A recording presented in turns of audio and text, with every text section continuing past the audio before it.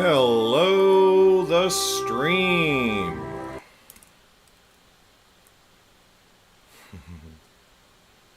Hey, Vale.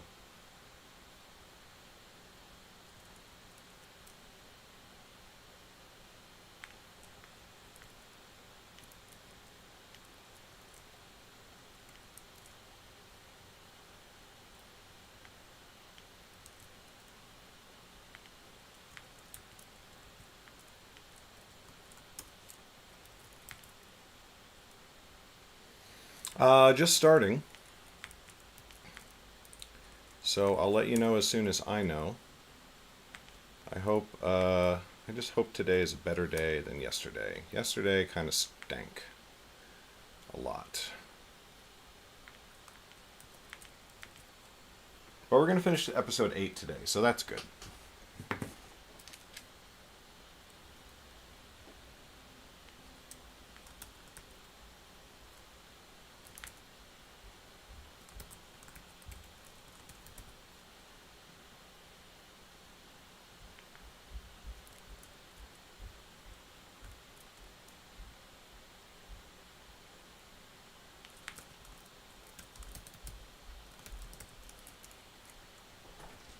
Hey Dad, Yes. this thing told me I need a nozzle. What's a nozzle? Bring me the instructions. Wait, maybe it's Indian. Maybe it's like behind the instructions. Maybe.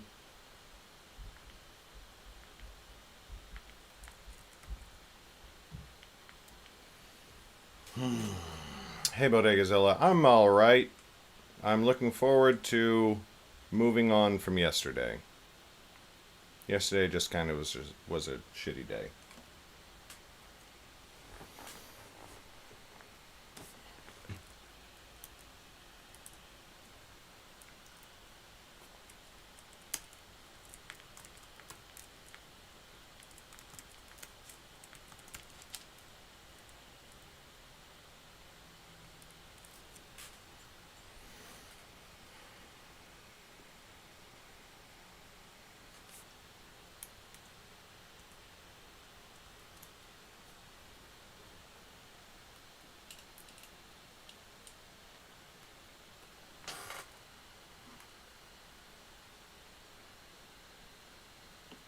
Oh no, it's fine, Bodegazilla. I already talked it out. You know, like I have Meg, I have everything. I'm good. It's just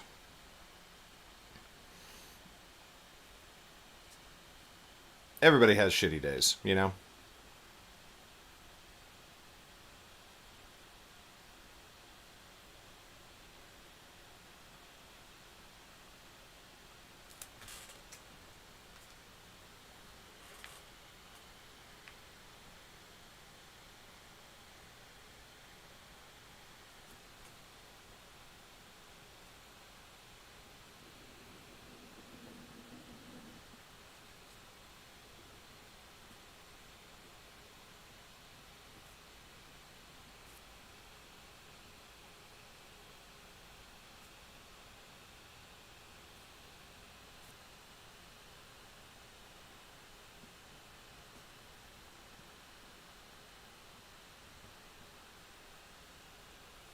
Yeah, thanks.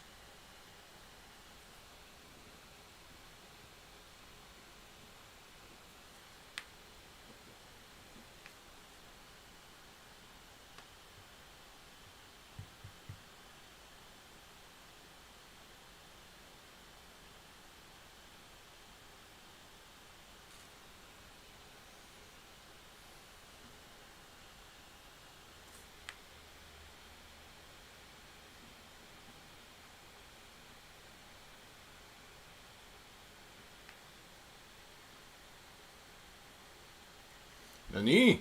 Hey, Lauren.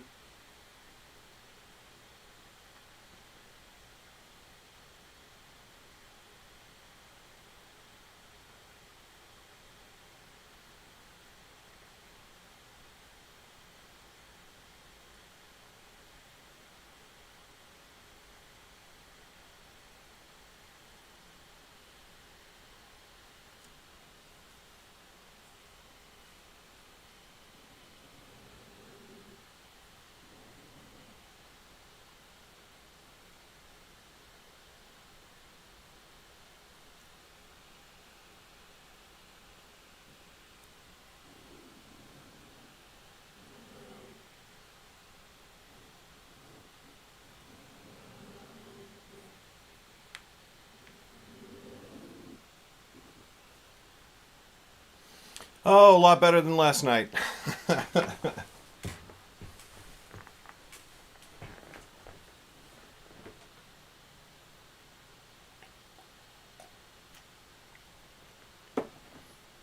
Although I did not get enough sleep, so I think I'm going to have to take an afternoon nap today.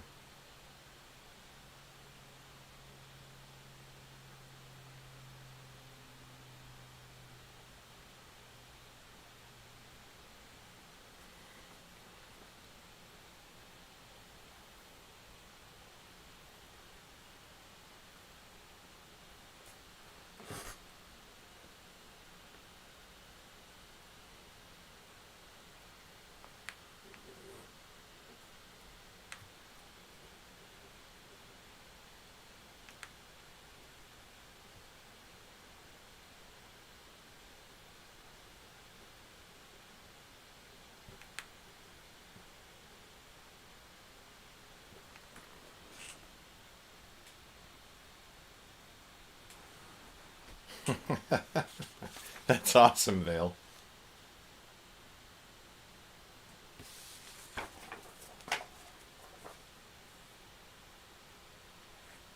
Yeah, the only thing that really sucker punched me about last night was that I had no indication that anything was wrong until after the game. So I really had a bad day, and then I was like, "But hey, at least D&D is happening." And then D&D happened, and I thought it was great until afterwards. And so it felt like the good resolution to my day had been totally undermined and snatched away from me. You get what I mean? Oh, I ranted about it in Discord, but it was just sort of a vent that I needed to get out of my system. And I've already talked to both players and like we're resolved, so it's fine. I had one player I had one player tell me that like he wanted to leave the campaign because um because he didn't feel like his character, you know, mattered or had enough of a backstory, and we sorted out why that was, and it's all going to be fine. Um, and then I had another player say that they wanted to leave because they felt that their character was really like weak and useless and not a like helpful or good part of the group.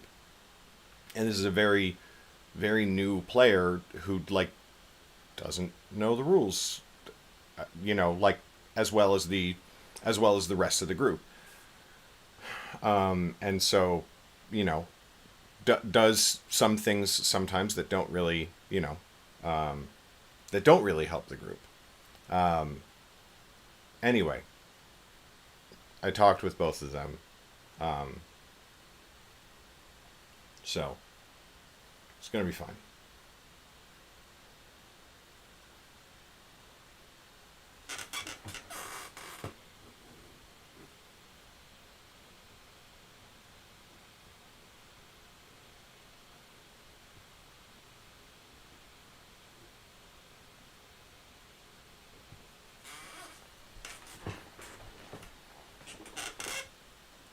What's really ironic is that the player who felt weak and useless is actually playing one of the most overpowered characters I've ever seen. Like I strongly considered nerfing their stats before the start of the campaign. Oh, I don't even have a timer going. I considered nerfing their stats before the start of the campaign because um, their combined stat total is 84. It's That's so much. It's like a lot. Like that's a really, really, really, really powerful character. So, but if you don't if you don't know how to play a character, then it doesn't matter what their stats are or what their abilities are. Like if you don't use their abilities, then they're if you don't use their incredibly powerful abilities. I mentioned the Discord server, but like a fight started, and this character was a barbarian, and they ran right into the middle of the enemy, and didn't rage. And they thought that it was going to be a small fight, that it wasn't going to take very long, but they ran right into the middle of three enemies, and so the three enemies proceeded to, you know, beat the ever living shit out of them. And they didn't. The funny thing is, they didn't even take the barbarian down in one round, but the barbarian got stunned so that they couldn't rage on their next turn, and then in the second round they got taken down. And even with that, you know, soaking up 70 hit points so the rest of the party doesn't have to isn't nothing.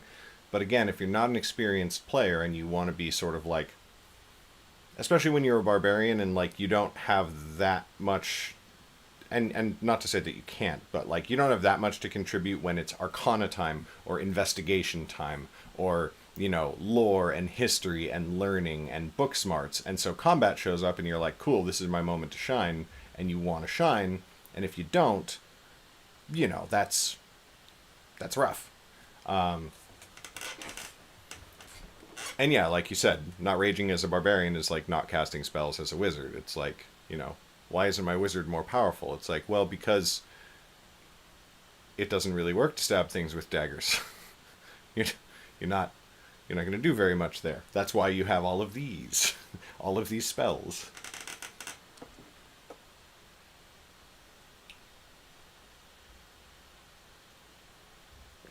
But anyway, like I said, I stayed up way too late talking to both players. We've sorted it out now. I know what to do in the future. And I also tried to impress upon them that, fuck it. I don't know if anybody's seen this recently, but there's sort of this thing going around. I don't know if it was going around on Tumblr or Twitter. I forget where I saw it. But, and I don't remember the exact terms being used, but it's ask culture versus something else. Versus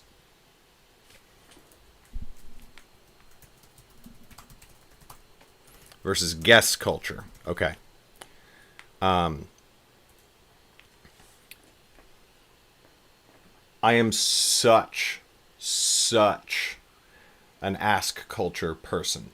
I don't mind asking people for things if I feel that it's a fair ask, and I want to be asked for things, and I don't mind if people ask me for things if they're, you know, fair and nice about it. I don't want people to ask me for things that are unreasonable or whatever. So when somebody and when somebody is raised in guess culture, you're never supposed to ask what people want. You're supposed to guess, and if you don't guess correctly, the other person gets mad at you. Is the quickest summary of what it is. And not that it's always this way, but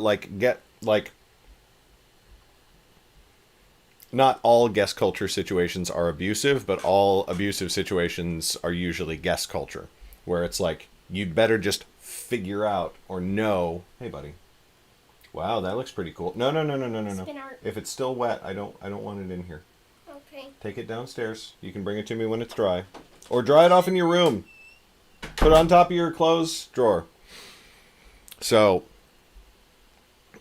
if you're in a situation where there is somebody who's like emotionally manipulative or abusive, a common way that manifests is you'd better know what they're thinking. You'd better just sort of like psychically intuit what they want you to do. And if you ever get it wrong, you're fucked. Like that's a very big hallmark of a lot of abusive situations. And so when you have ask culture versus guess culture, they can run up against each other very hard. And so one thing, narcissistic tendencies can be a big part of it, although not necessarily.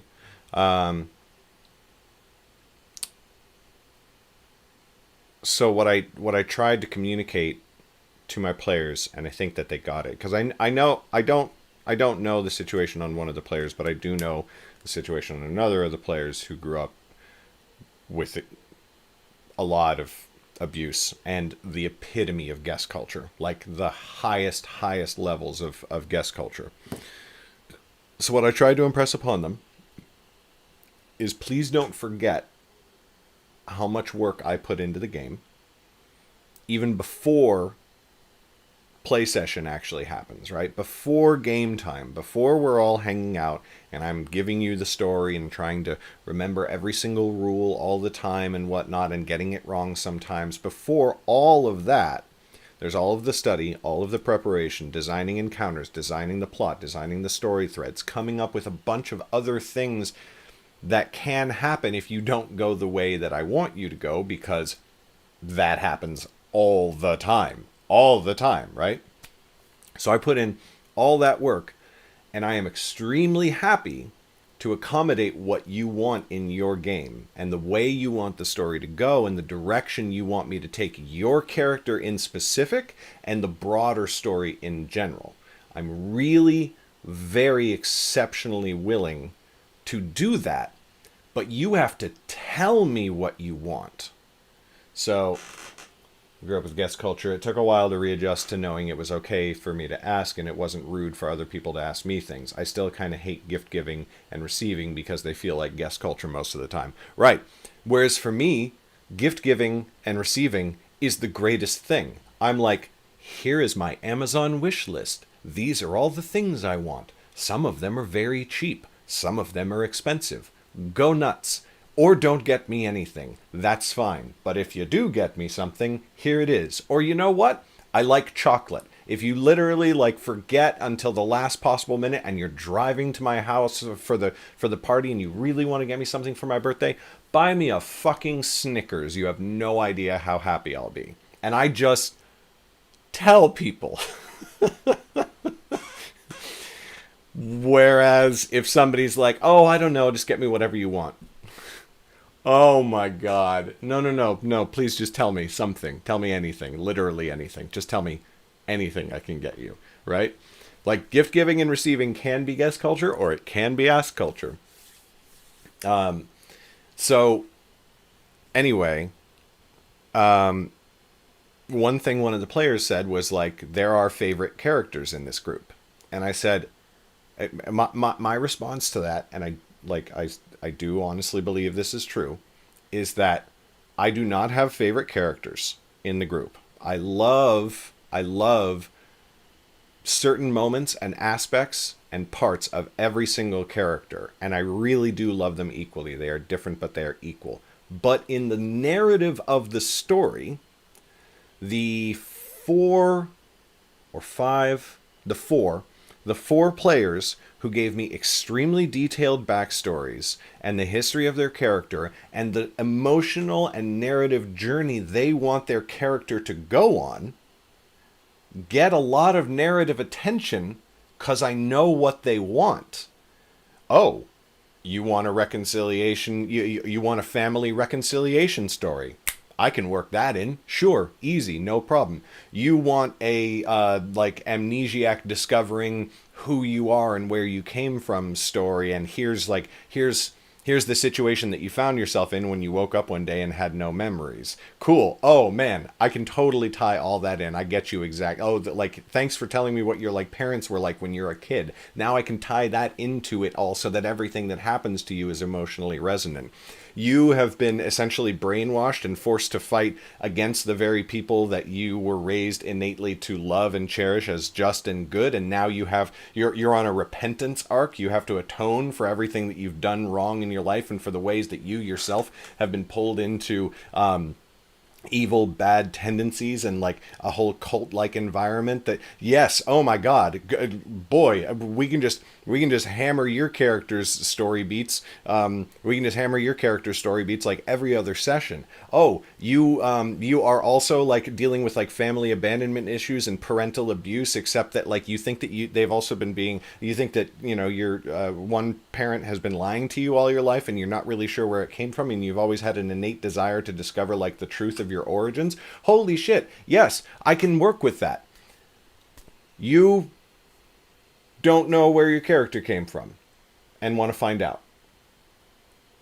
Okay, but like, where did they come from? You don't know, you don't have any idea. Okay.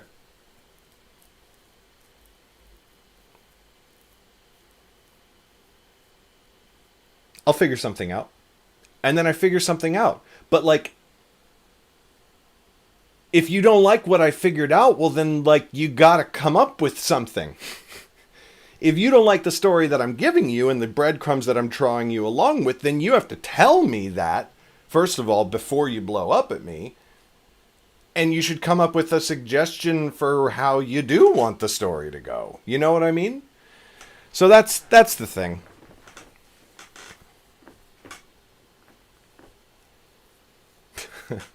There you go.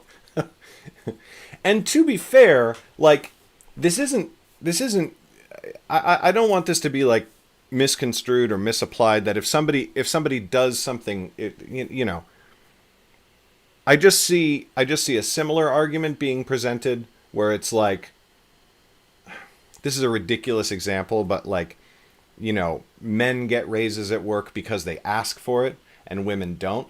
This is not that, okay? I want to clarify that. If women don't ask for raises, it's usually because the company's got a shitty culture that makes them feel unwelcome, or they've literally seen women get demoted or fired for asking for raises and that sort of thing, right? This is D&D. I am so willing to do whatever you want me to do. But you have to tell me. And if you tell me, you just go nuts with it and you figure it out, then I'm going to do that. And, like, you kind of have to deal with what I do. Oh, no, that's not true. You don't even have to deal with what I do. You don't have to deal with or like or appreciate what I come up with no matter what. You just have to tell me what you like and don't like about it. That's all. I think character development for D&D can be difficult for some who are not really good at it, so I have sometimes requested the DM's help in revealing a story for me. Yeah, for sure. And that's totally a thing. You know, and that happened with our druid. Our druid is the one who grew up with an abusive father and has no idea who her mom is. And she's had this, like, innate... She's an Aasimar, so she knows that there is something divine inside of her, but she and her father are both fallen, and she doesn't know why. And she wants to know where she really came from, and what... She has a feeling that there is some inner purpose or some greater thing about her, and she wants to discover what that is. And she's a druid. So I'm like, cool. I can work with your dad.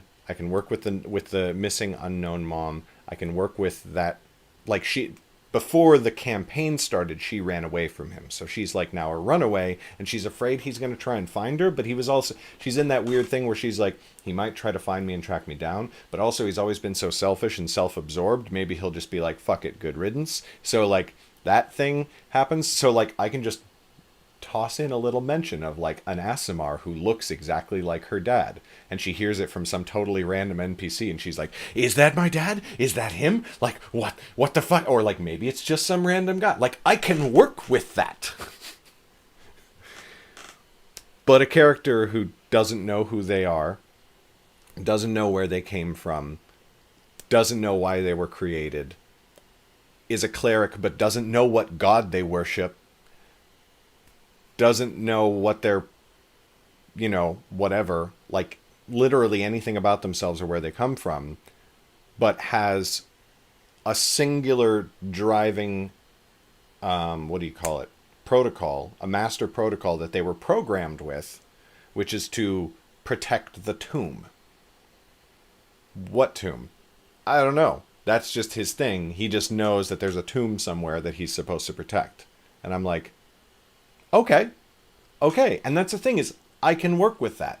And so I come up with all these things and all these pages of backstory and all this, like, okay, and here's what happened and da-da-da-da-da, and here's the breadcrumbs that will lead him there. And I think that part of the problem is that when I drop the breadcrumbs and the hints and the things that only that character knows because of that character's story, that doesn't emotionally resonate with him because he didn't come up with it. I'm not playing off of something he told me. It's a response when there was no call in the first place. But if you want a response, then you have to issue the call, you know? It's a thing.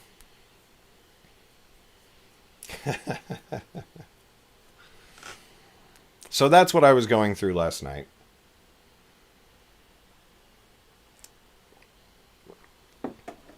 I really think that I think that it's sorted out, and I think that I actually do need to send the group a message discussing the ask culture versus guest culture thing, and just say like, hey guys, so there's some things here, and I don't actually know if anybody else on the group picked up on any of the drama or tension between the two characters. I don't think so. Between the two characters and myself, the two players and myself, really. But maybe I'll just mention ask culture, Bodegazilla. Fucking asshole. Or should I say asshole? So anyway, but yeah, basically just say, hey guys, so here's the deal. I'm enjoying the shit out of this campaign. I'm enjoying every single moment of it.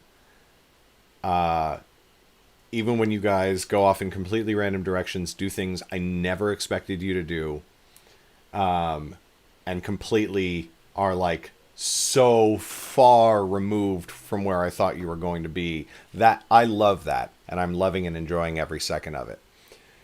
If that is not the case for you, and if you are not fully enjoying yourself, please tell me.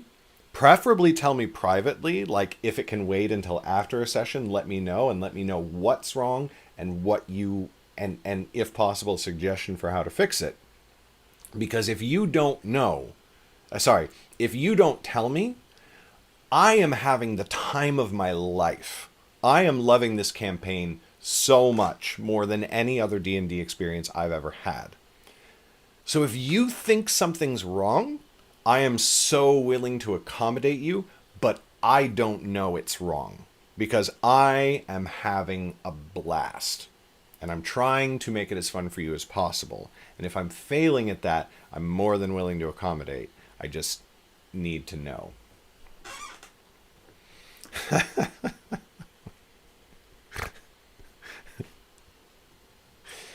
Oh, ass culture. A lot of people are part of ass culture. Me, I'm actually more of a leg culture guy. And that's not one that you hear very often, but oof.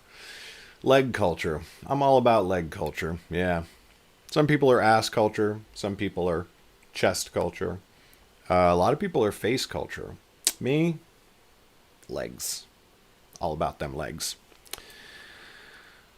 Ugh. But yeah. So let this be my plea to you if you are out there and you also play Dungeons and Dragons, whether you're a dungeon master or whether you're a player. If there is something at the table that you do not like, let me know. Let your DM know. Let your players know. Let just use your words. And it was funny because we went into a back and forth, the one character, and it's like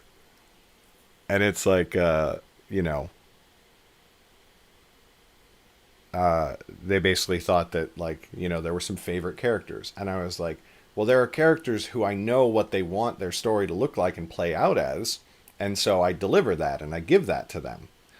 And he's like, what? So what happened last night was the whole party was ambushed by these incredibly powerful assassins who were trying to kill one player in the party, who was the person who was good and then turned to evil but escaped from the evil cult and is now like trying to redeem himself. So like the evil cult came and found him, and a couple of like really high powered members came in to try and like stab him and, you know, stab him to death in his sleep.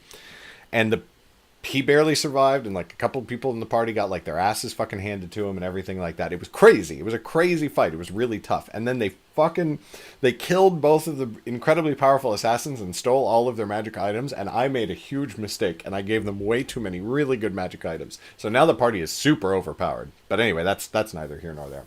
So but the player who was having the problem, he was like, I get it. Some players just like get a magic ninja death assassin cult to come and you know, come for them in the middle of the night just because they ask for it. And I'm like, yes, yes, they do.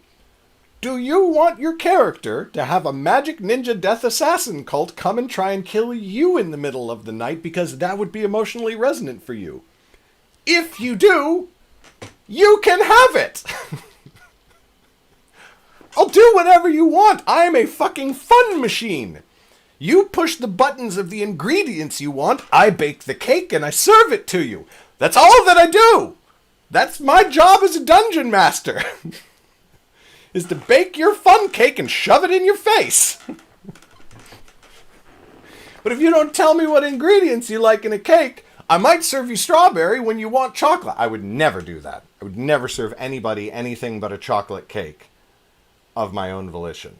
If they request a different cake, I will do my best, but let's be real. We all know that chocolate is where you go when you don't know what to do.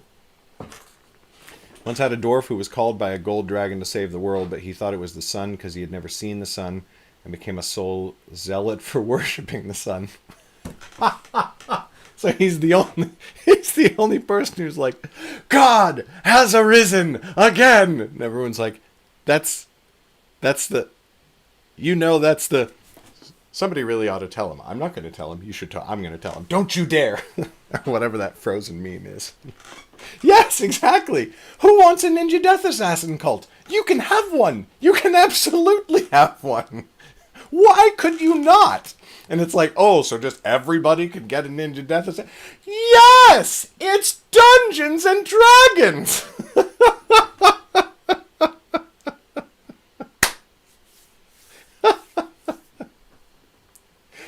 Oh, Bodegazilla, a soul zealot, you fucking monster.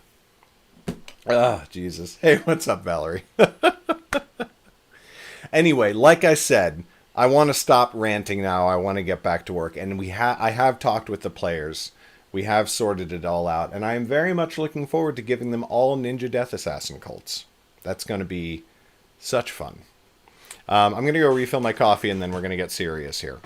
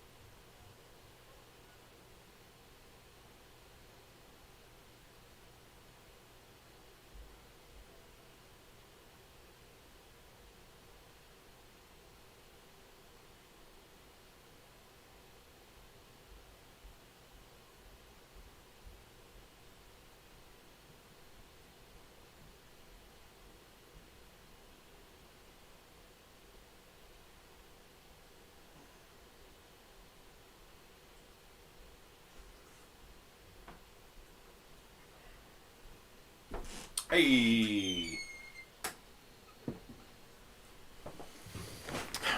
TPK next session? No, I don't think so.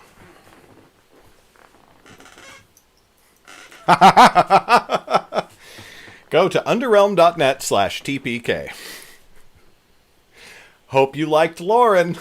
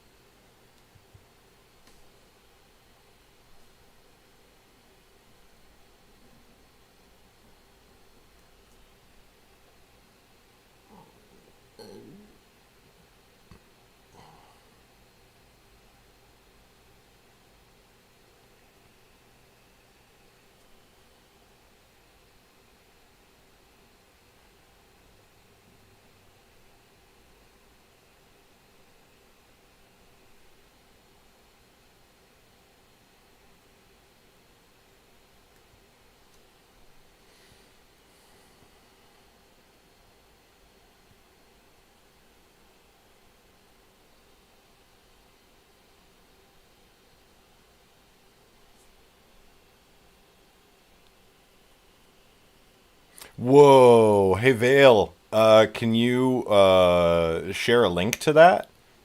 If they posted it publicly?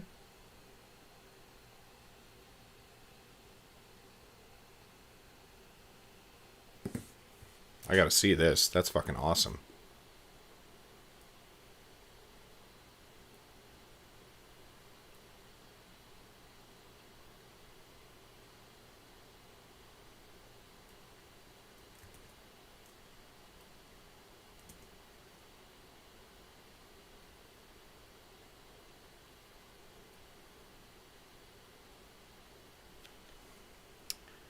Wow. Holy shit.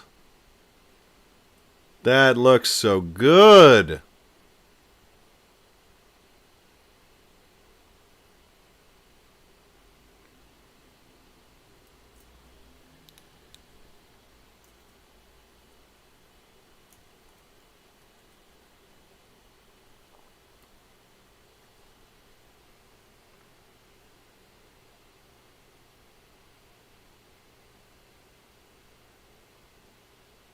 Jesus Christ. That's fucking amazing.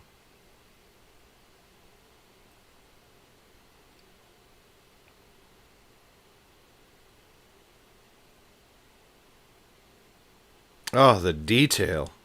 Fuck.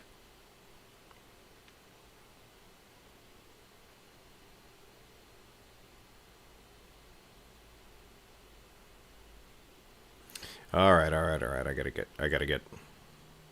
gotta get that. Boom, boom, boom.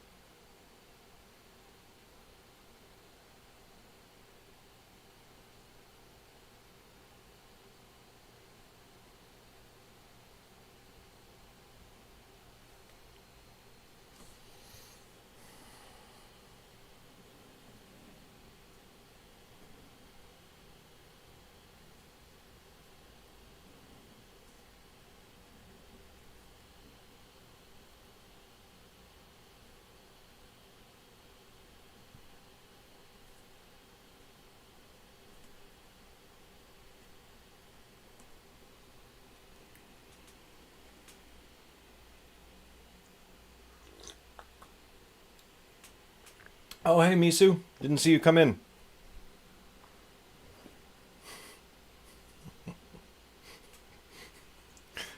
Why did I... Why did I just suddenly have the urge to call you Miso Soap? Misu Soap. Like miso soup, but miso soap. I cracked me up.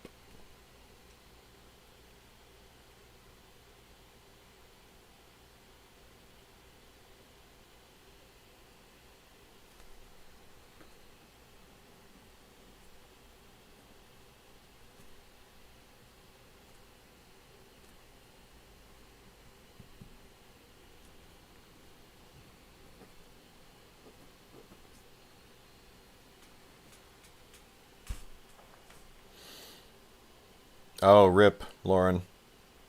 I gotta say, I'm so happy with my printer. It definitely cost more than I wanted to spend when I had to get a new printer, but the ink is actually incredibly cheap. I mean, not like, let me rephrase that.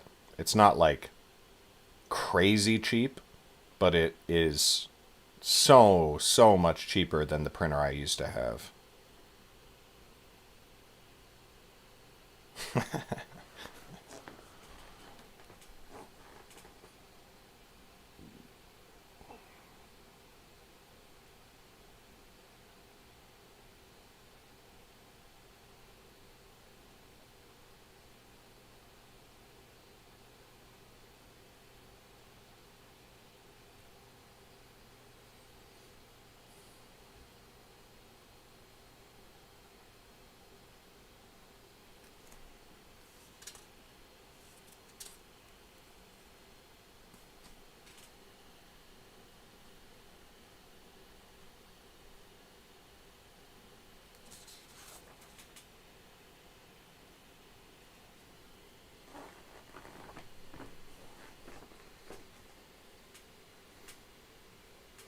Oh, that's so freaking awesome, Vale.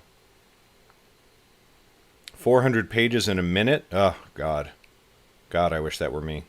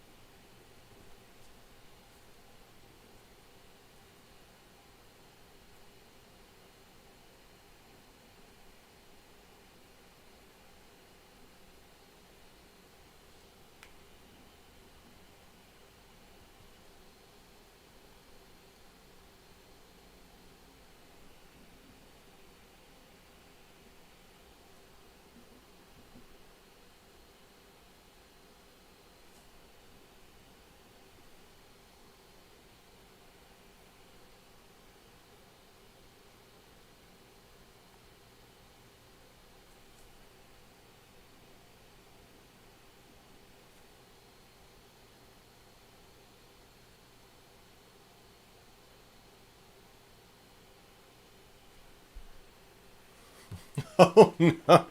Vale.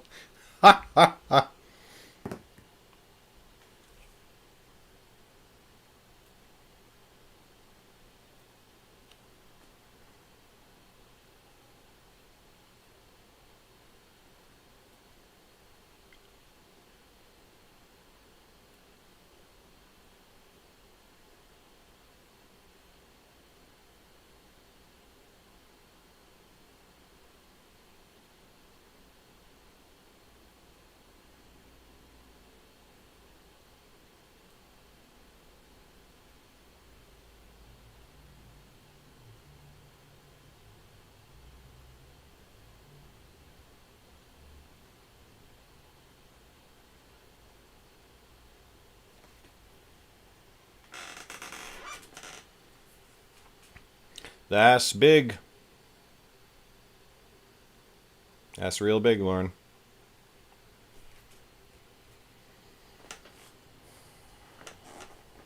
Do some drawing. Draw some characters.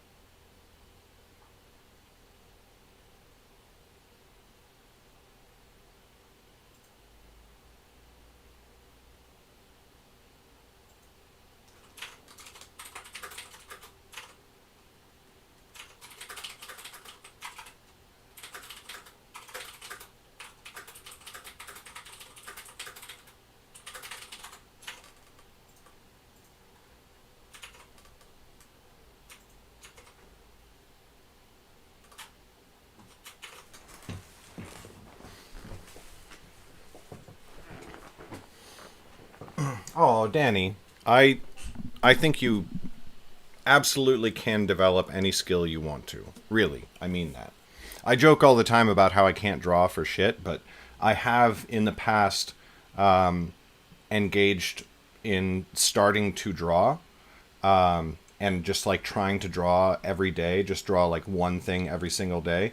And I sucked, but I got better. And I didn't stick with it, but like, you know, I did get better. And if I had stuck with it, I would have gotten there eventually. I just decided that I would rather, I kind of didn't have that extra time. Just like, I go on periods of time where I, do a lot of guitar, and I do it constantly and consistently, and pretty soon like I'm actually playing with a decent level of skill. And then it falls off for a while. But like, you if there's something that you want to do, I really think that you can.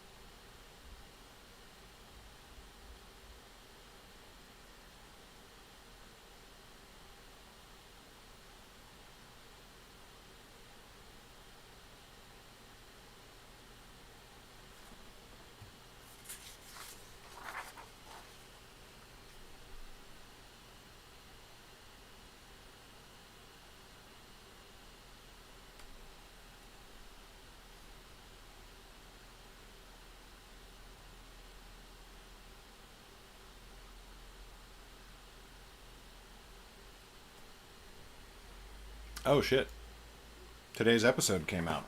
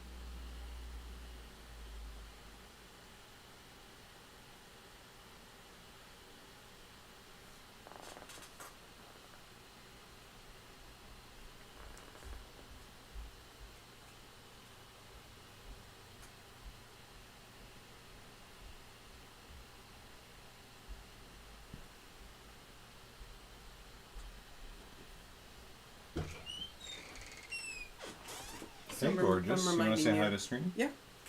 I'm reminding you about the bus. It's back on today. It's back on today? Yes. Fuck. It just got started. I have to start laundry. Yeah. So. Yeah. Yeah.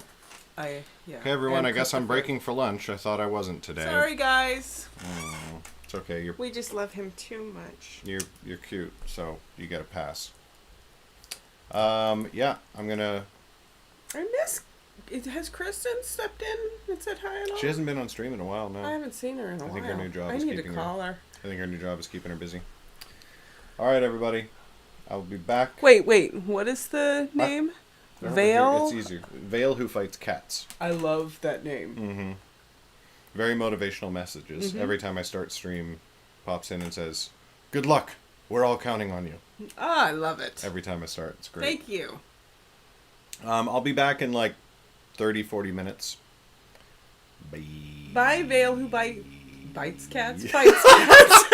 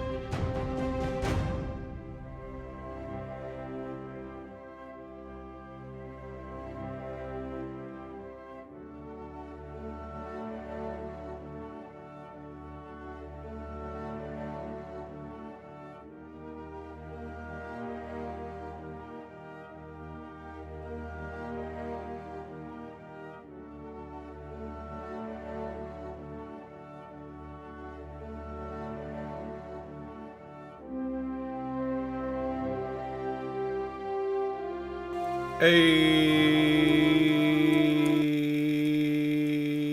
we back.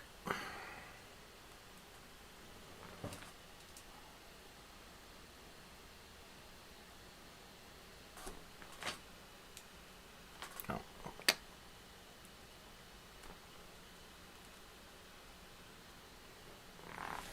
Oh, wonderful, Lauren.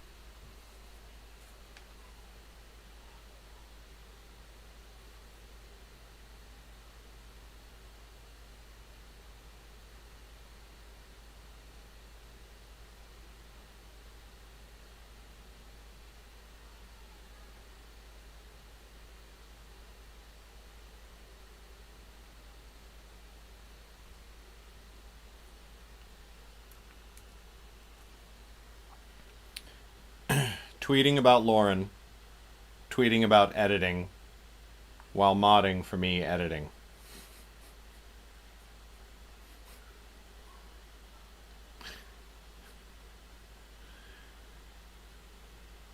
The internet is good, actually.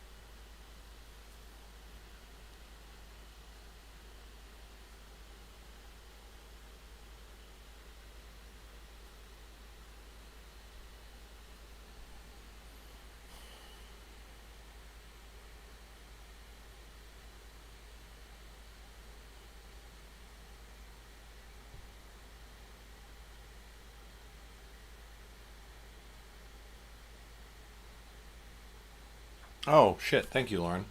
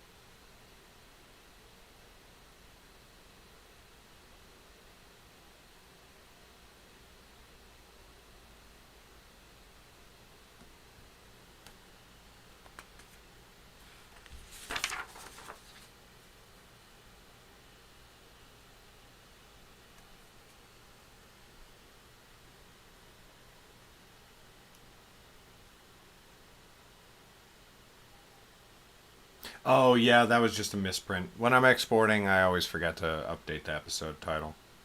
I think there's 3 episodes in the binder that are mislabeled.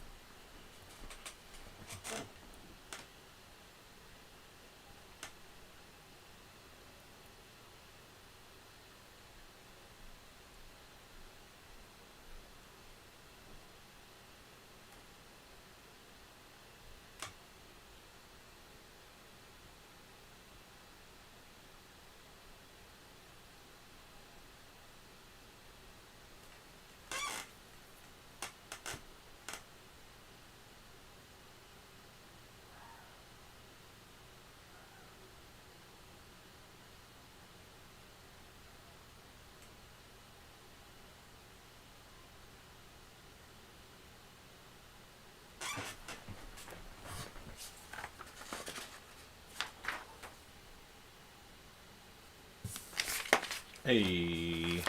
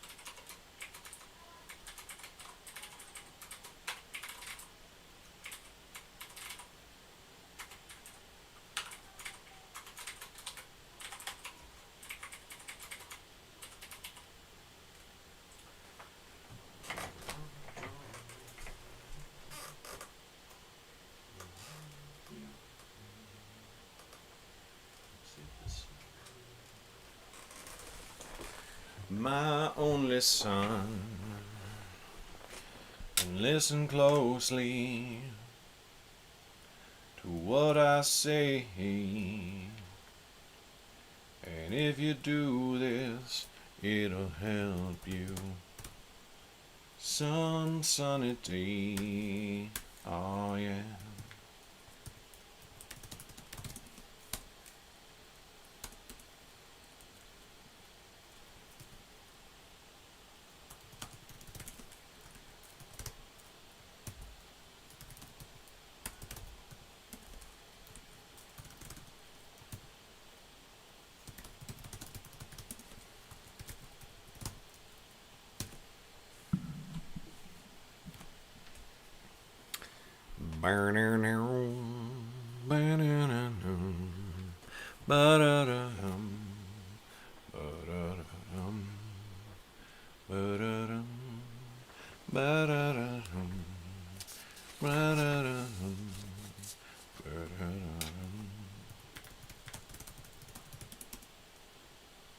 Whoops.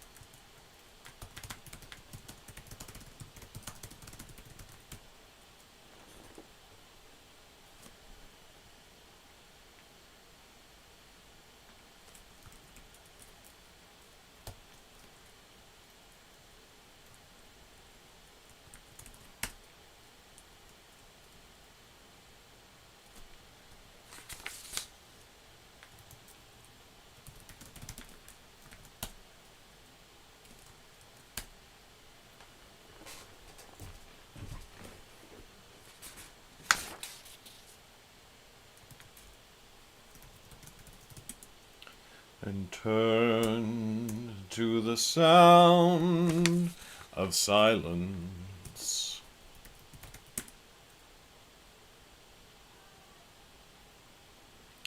And in the streets the people pray to the neon god they'd made.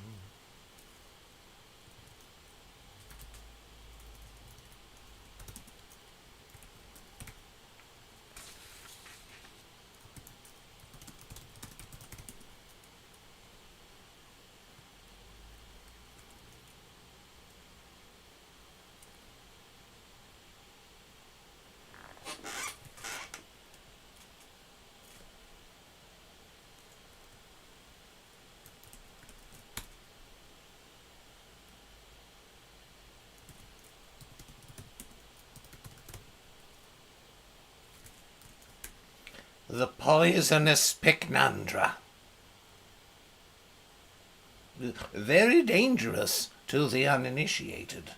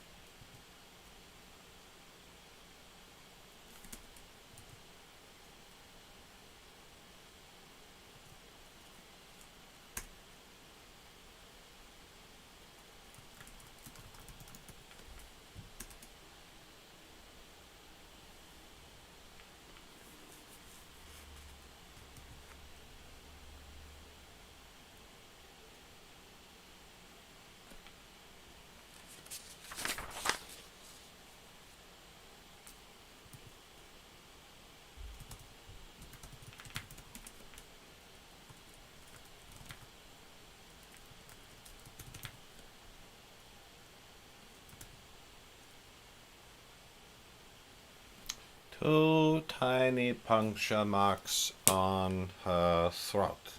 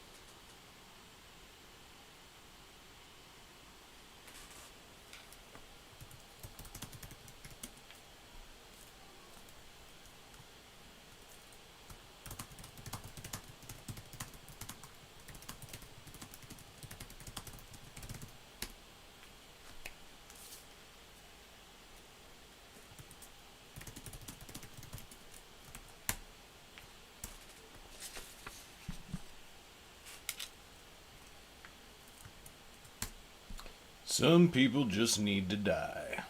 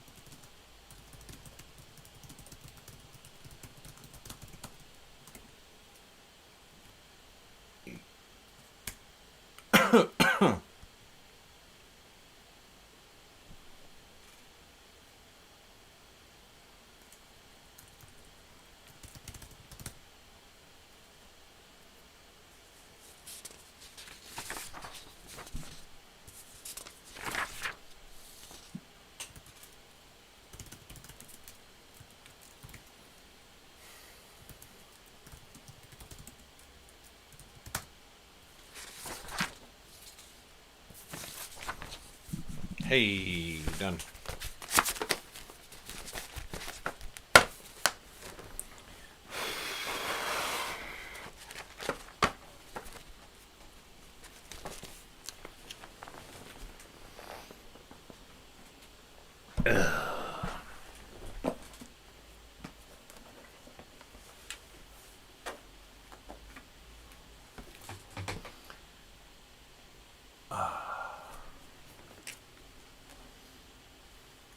I totally have not been paying attention to chat, Lauren.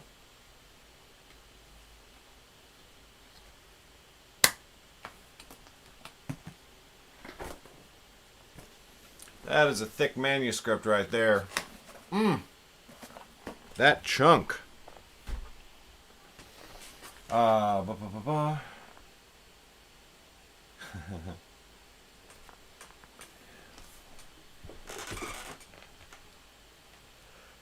And you know what? Here's the thing, Lauren. That's fine if that's the way you like to play, you know? One member of our party, of the Thursday party that I played with last night, he's a monk. He's a tiefling monk. And he doesn't have much of a backstory. He had a mentor who taught him how to be a monk, and then when his mentor grew old and died and said, go out in the world and help people. So he's just out in the world helping people. He has no complicated backstory, and the player doesn't want one. And the amazingness of that character is just his personality and the way he interacts with the rest of the group and the way that he like protects kids and puppies and is like just a really good guy, but he will break your fucking neck if you're a bad person or like harming or damaging people. And that's it for him. That's totally fine. But that player doesn't that's all that player wants out of him. You know what I mean? Oh. Yeah, I mean that's fine.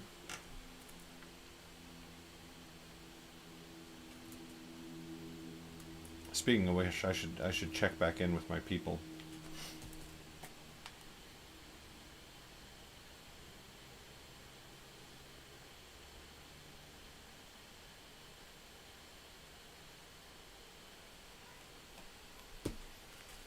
Okay.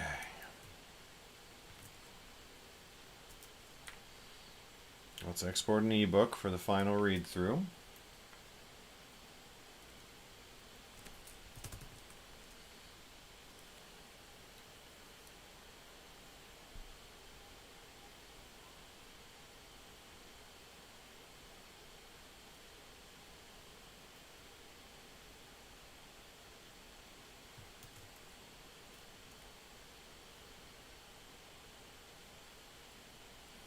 Mobby.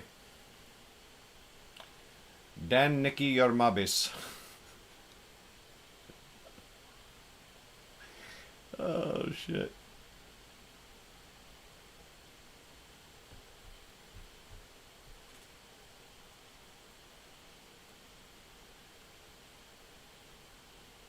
Dan Nicky your mobbies.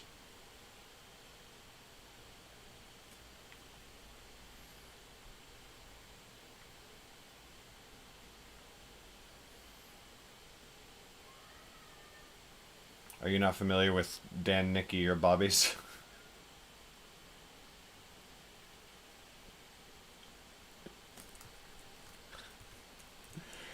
Oh god, I laughed so much. Oh shit. Alright, I gotta post the link real quick.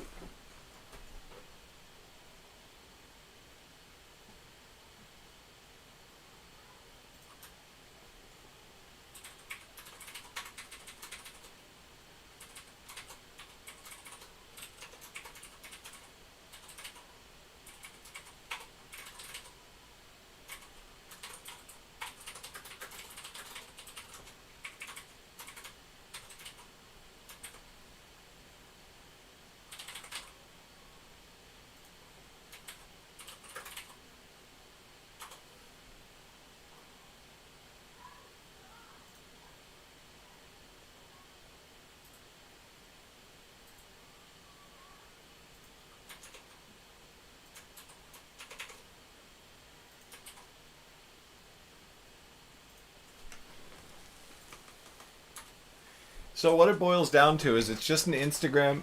No, it's an Instagram post by Nicki Minaj, and somebody commented, and basically it shows some cleavage, nothing explicit, but like slightly not safe for work. So be warned. And somebody it apparently this guy, his brain just broke, and he meant to comment, "Damn, Nicki Minaj, your boobies," but he said, "Damn, Nicki, your bobbies."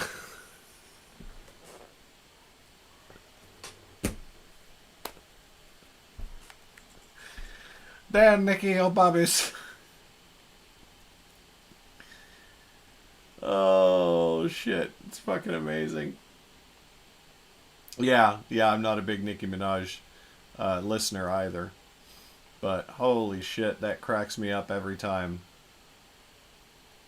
Like every time I'm reminded of its existence, I laugh for a good long while. Ah, export.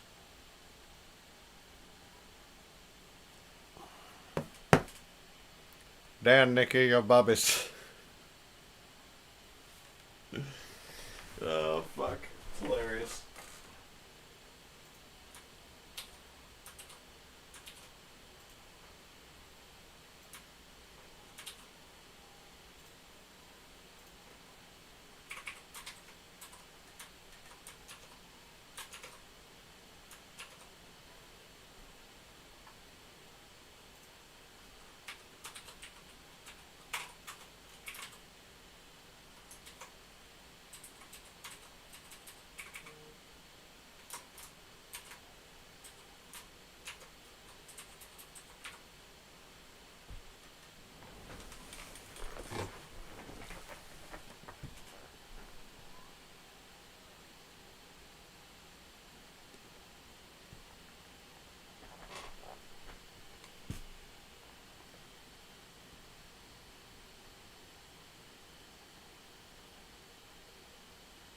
Ah, shit.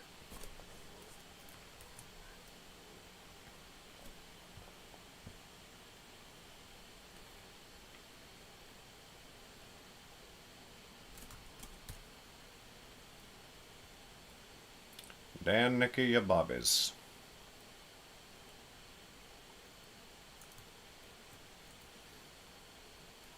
Okay, we are ready to start the final reset. Reset. Final read through. I'm gonna go get myself a burr. Burr.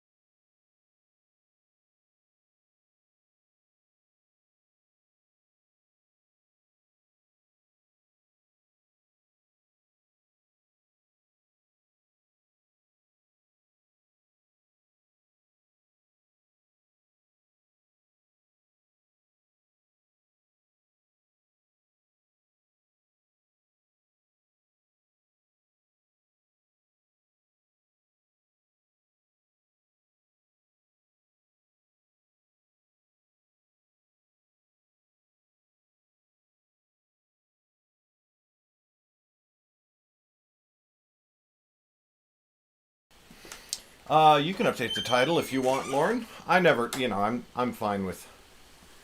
I'm always fine with the title being whatever.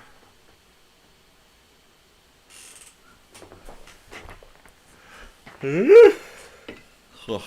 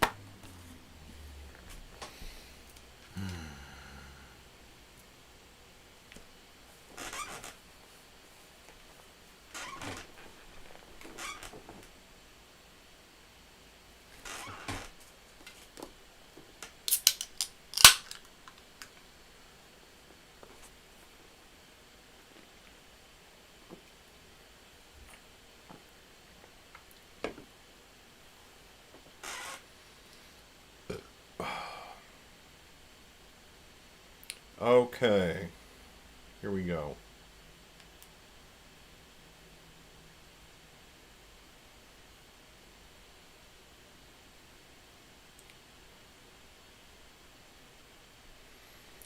Hellskin, Episode 8. Garrett Robinson. Copyright 2020 by Legacy Books. All rights reserved. This is a work of fiction. Any resemblance to actual persons living or dead, businesses, events, or locales is purely coincidental. Reproduction in whole or part of this production without express written consent is strictly prohibited. Jeff. This is an incomplete manuscript. This is one part of the novel Hellskin by Garrett Robinson. This is an early draft of the work shared only with Garrett's supporters on Patreon. Chapter 38. When Kaita and Tagata reached the shade camp, Kaita returned to her tent, but it felt far too small to contain her. She emerged back into the open air and began to pace around a nearby campfire. Her body felt weary, as if it had been somehow drained. She guessed it was from the effort of taking the hellskin form. She had never experienced this with any creature in her canon before, but of course she had never commanded such immense power. Mayhap it taxed her body in some way with which she was not yet familiar. But despite her underlying exhaustion, Kaita was also nearly bouncing with subdued energy. Her limbs would not stop moving, and any time she focused on her fingers, she found them drumming against her palms. Her eyes darted in all directions, seeking, searching, but she did not know for what. Was this merely a heightened emotional state after finally killing Mag?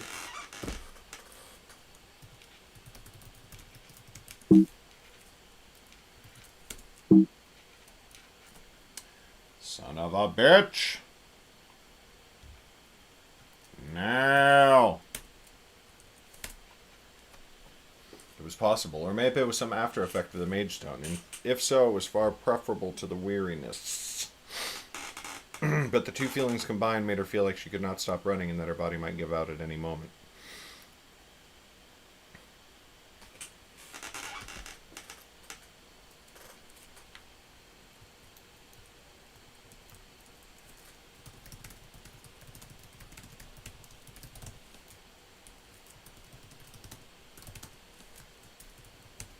If so, it was far preferable to the weariness, but the two feelings combined made her feel an overwhelming desire to keep moving, and at the same time like her body might give out at any moment.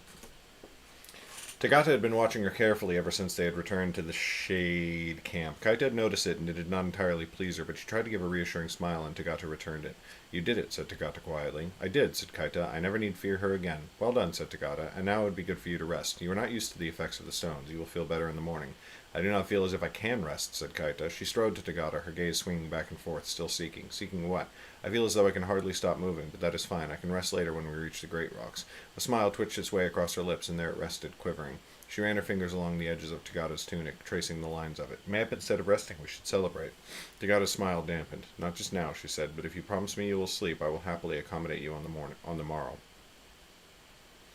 Anger flared in Kaita's gut. She very nearly snarled before she could contain herself. Her hands leaped away from Tagata like she had been burned, and she turned to hide her suddenly ugly expression. Her sleeve rose to scrub at her forehead. It was fine. Tagata did not understand what Kaita was feeling. How could she? And of course, if she did not wish to join Kaita in her bed, well, she did not have to. And yet, why would she not want to, thought Kaita. Why does she keep looking at me that way? She put a hand to her forehead. The weariness was overpowering her, the restlessness.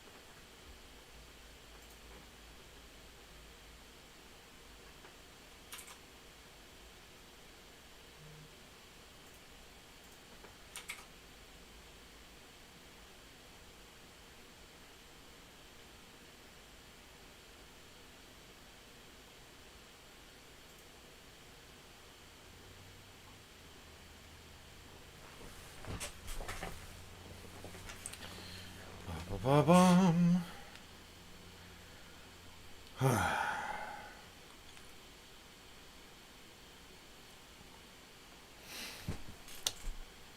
Put it on her forehead. The weariness was overpowering the restlessness. Her limbs were starting to feel weak. It was a far cry from how she had felt when she ate the mage stone.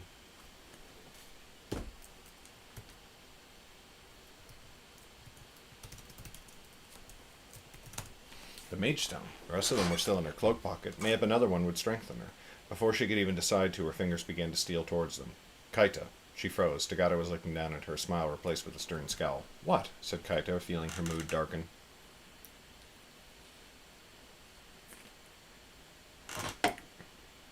You do not need another stone, said Tagata. It will make things worse, not better. Another flare of anger burned through Kaita's chest. And what do you know about it? She snapped. You're no mage. Kaita, said Tagata again, and her voice was calm.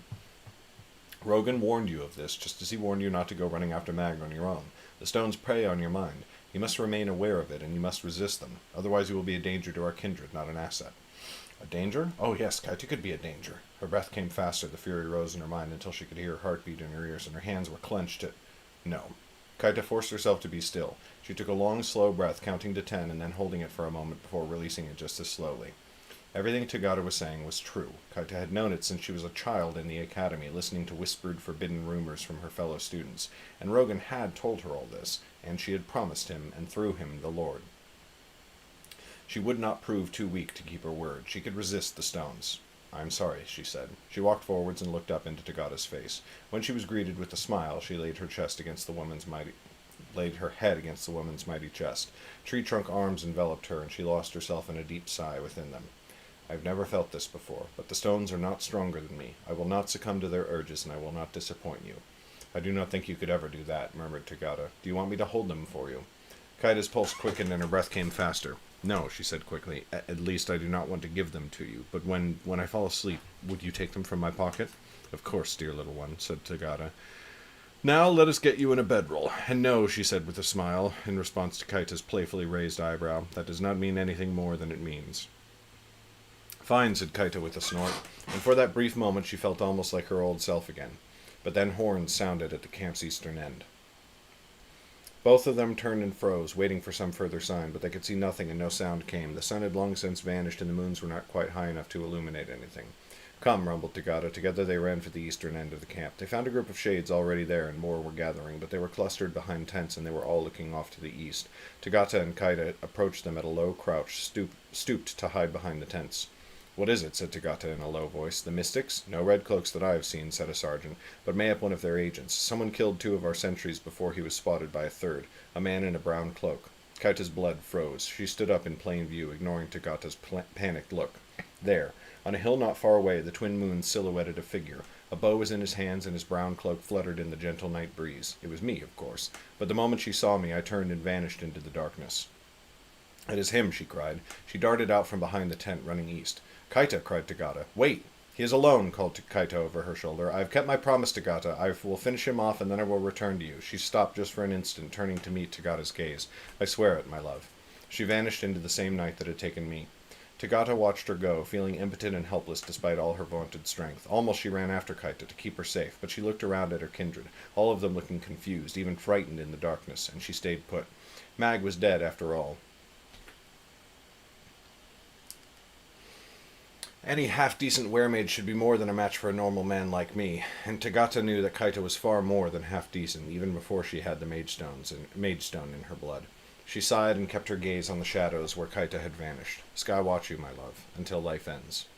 The moment Kaita had left the shade camp, she took her hellskin form. Her body swelled into the great white creature, and every thundering step drove her spikes and blades into the dirt. It left a trail across the land like a great plow pulled by a dragon. But soon she realized that hers were the only tracks. She had run in the direction she had seen me flee, but soon she reached hard, rocky ground with no snow cover. She had no footprints to follow, and the hellskin form had poor senses compared to the lion or even the bear, and so she had no scent to go by. She paused, looking back over her shoulder, but Tagata had remained with the rest of the shades. That is fine, Kaita told herself. I did not even need her help to kill Mag. I certainly will not need her to end Elburn. Her gaze drifted upward into the sky. Upwards. The moons were rising ever higher. It was a clear night, good for flying. From the air she would be able to see me more easily. She hesitated a long moment, looking around to make sure I was not lurking nearby. When she felt she was safe, her eyes glowed black and her body shrank, feathers sprouting from her skin. In a few moments the raven had emerged, and she launched into the air. Now he will be easy to find, she thought. But to her surprise, she still had trouble. I had, after all, been trained as a ranger, even if I had never officially become one. And in the long years since we both lived in Tokana, I had kept my skill sharper than Kaita had hers. Only here and there could she glimpse a few shallow footprints in the moonlight, and they soon vanished into rocks again. She was forced to circle and wheel aimlessly until she stumbled upon a fresh set of tracks. Always she had to be aware of her height and avoid swooping too low where I could get a good shot.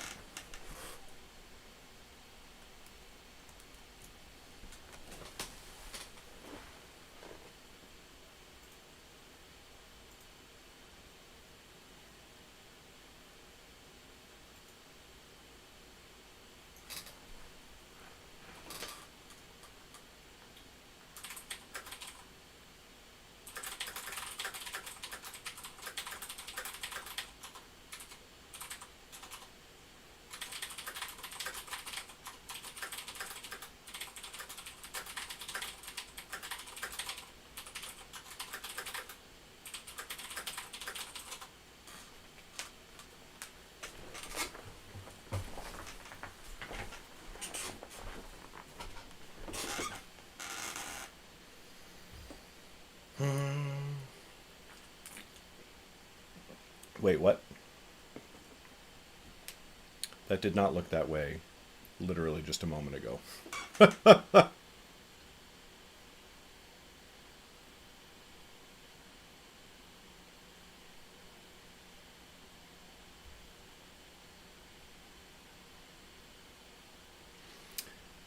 Now he will be easy to find, she thought, but to her surprise she still had trouble. I had, after all, been trained as a ranger, even if I had never officially become one, and in the long years since we both lived in Tokana, I had kept my skills sharper than Kaita had hers. Only here and there could she glimpse a few shallow footprints in the moonlight, and they soon vanished into rocks again. She was forced to circle and wheel aimlessly until she stumbled upon a fresh set of tracks. Always she had to be aware of her height and avoid swooping too low where I could get a good shot. He thinks to lure me into a simpleton's trap, she thought savagely. He must think me an even greater fool than Mag was. But Kaita was drawing close to the mystic camp now. That put a quiver of fear into her heart. Was I planning on retreating to them? She could not follow me there. But she could. Who cared how many of them there were? In her hellskin form, no blade could... No. It took a monumental effort to marshal her own thoughts, but she did it. She had promised Rogan, and she believed in the Lord. If he had not wanted Kaita to plunge into the midst of her foes, there was a reason. She had said she would never doubt him again, and she meant it.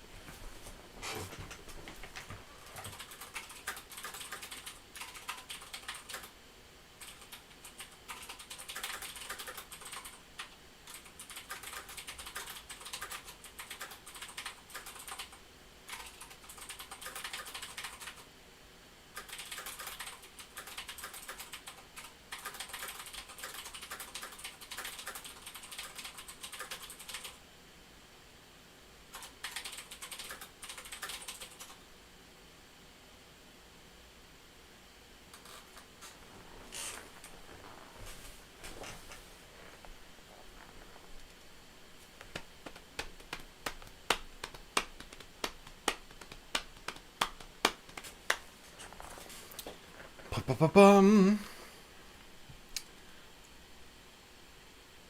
She had said she would never doubt him again, and she meant it. And then she got a flash of brown cloth. There I was, still several spans away from the mystic camp, and I was not running east towards them, but south, towards a familiar cluster of boulders set against the base of a hill. It was the tunnel entrance. Kaita laughed in her own mind as I clambered over the boulders and disappeared into the earth. Excuse me. If he thinks a cave will save him, he is a fool, she thought. Best of all, I was still alone. She could hunt me down without breaking her word.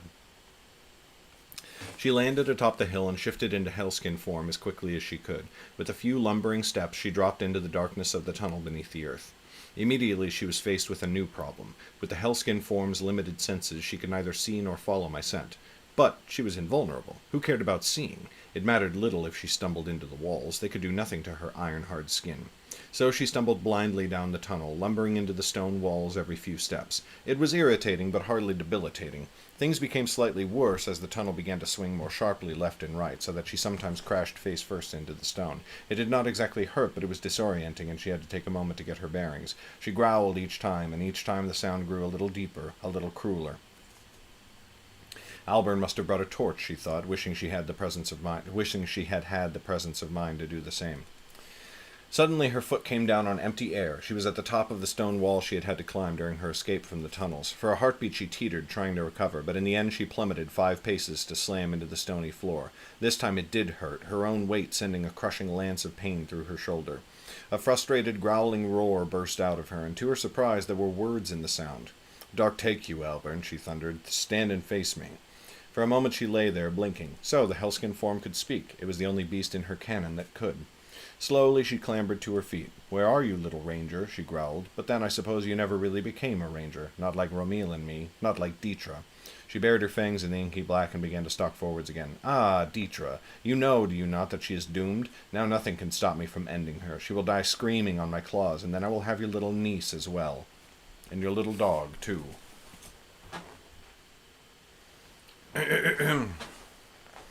Still, the tunnel ahead remained silent. Kaita growled, and the sound of it shook the stone beneath her clawed feet.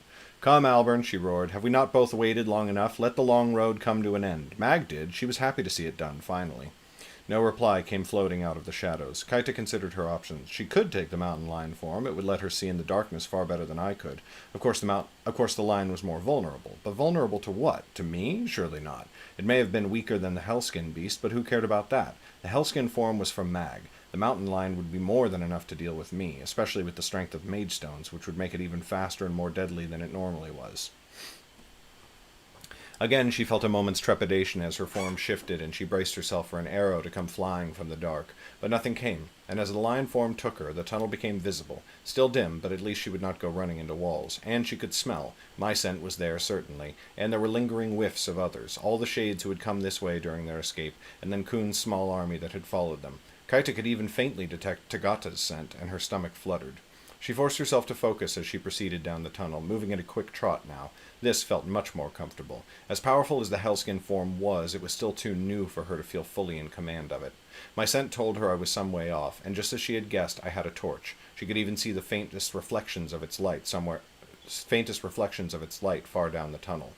And yet there was something strange about the torch. An acrid scent drifted towards her, borne by the faint breeze that seemed always to fill this space. Her nose twitched, and then she loosed a great sneeze. Suddenly she recognized the smell. It was burning pycnandra from the green frost. It stung the nose and eyes, and with the lion's sense of smell, Kaita was particularly sensitive to it. She sneezed again, but in her mind she laughed. "Is this the best he can do?" she thought. "What a fool. I shall rip him limb from limb, and I shall take my time with it."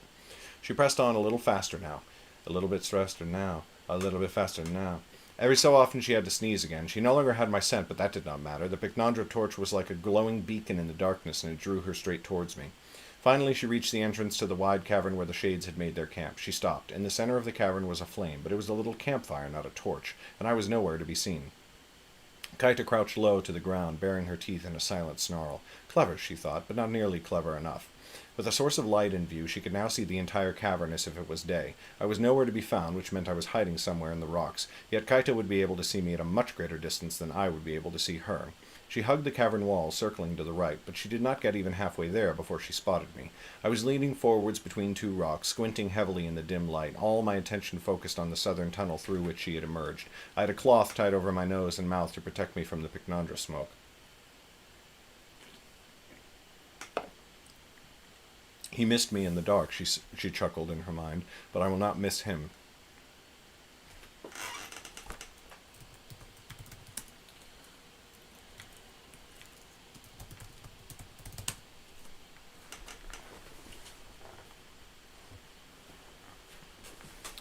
Silently she stalked forwards on her padded feet. Soon she was within 50 paces of me, then 30. She edged slightly around so that she was directly behind me. She was within 10 paces now. It was an easy leap for the lion form. She stopped, tensing, her body coiling. The tip of her tail swished back and forth.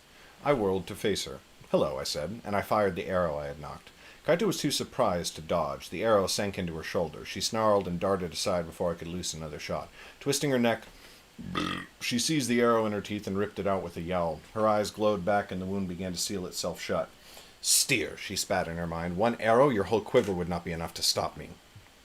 She readied herself to rush me, and then, just sensible beneath the Picnandra, something filled her nostrils. Familiar, dangerous. Kaita panicked. She tried to turn and flee, but from nowhere a spear butt crashed into her temple. Even as Kaita reeled back, the spear came around again to crash into the other side of her head. She fell on her side. Her magic slipped from her, and the mountain lion form melted away. Mag stepped into view. Boo! Rake time!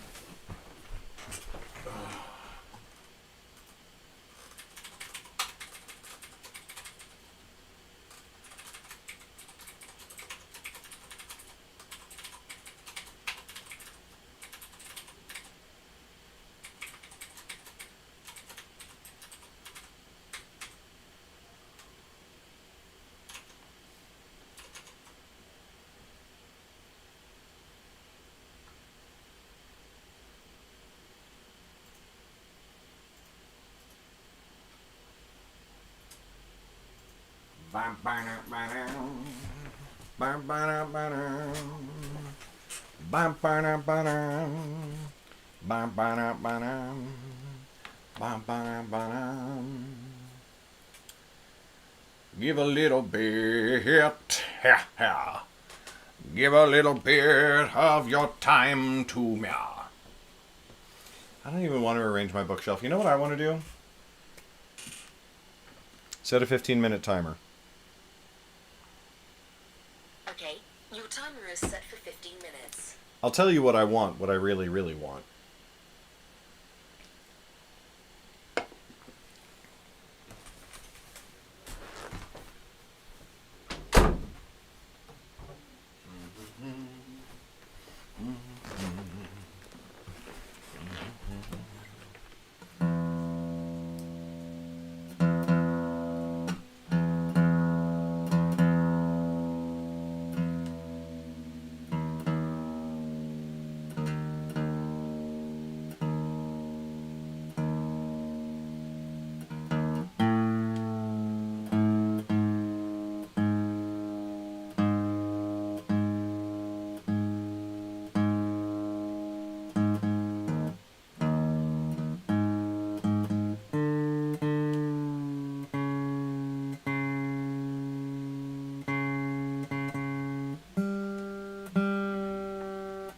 Zig a zig. Ah.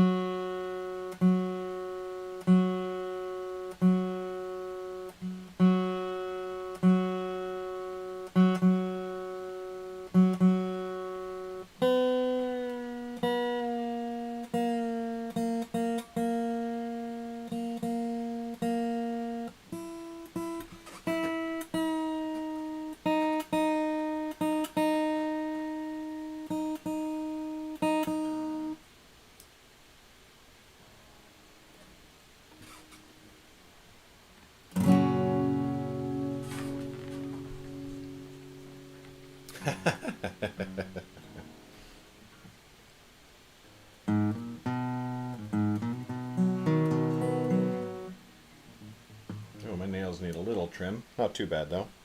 I've been practicing this riff for such a long time, and it is such a pain in my ass. But you know what? Practice.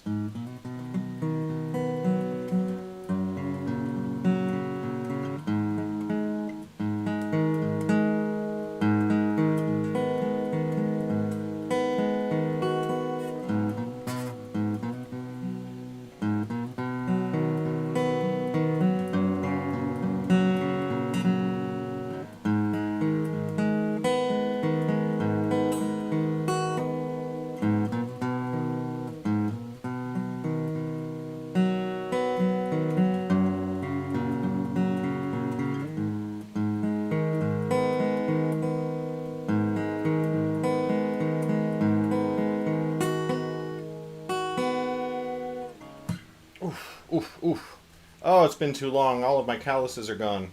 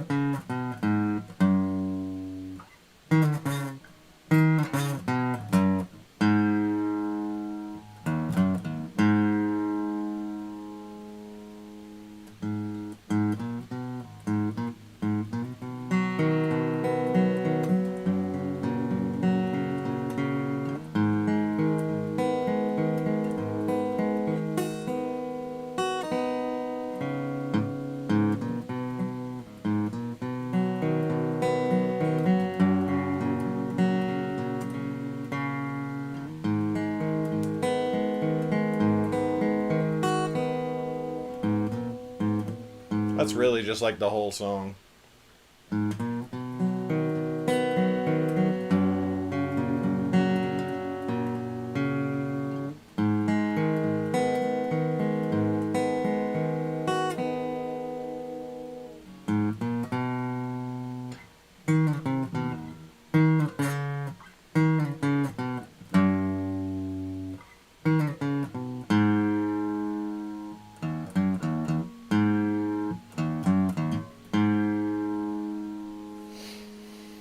Oh, alright, let's tune you back up and play something a little easier.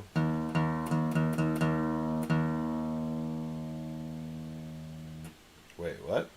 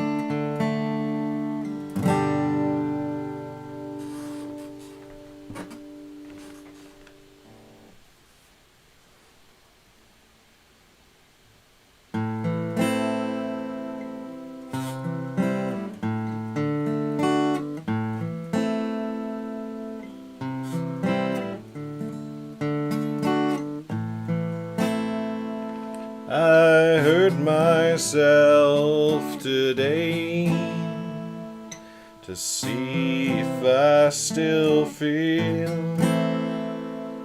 I focus on the pain, the only thing that's real.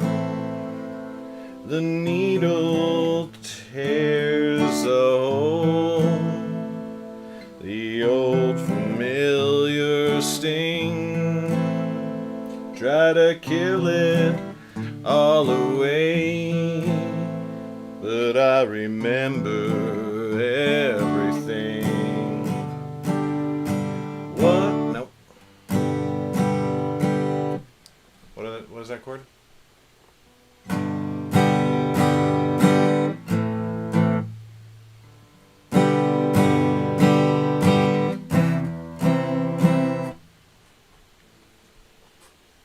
That is gonna bug me if I don't remember what it is.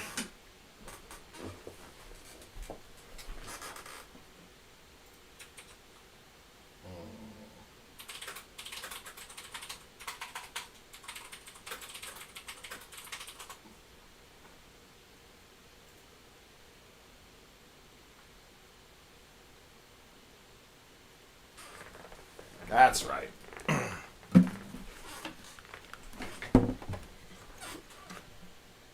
No.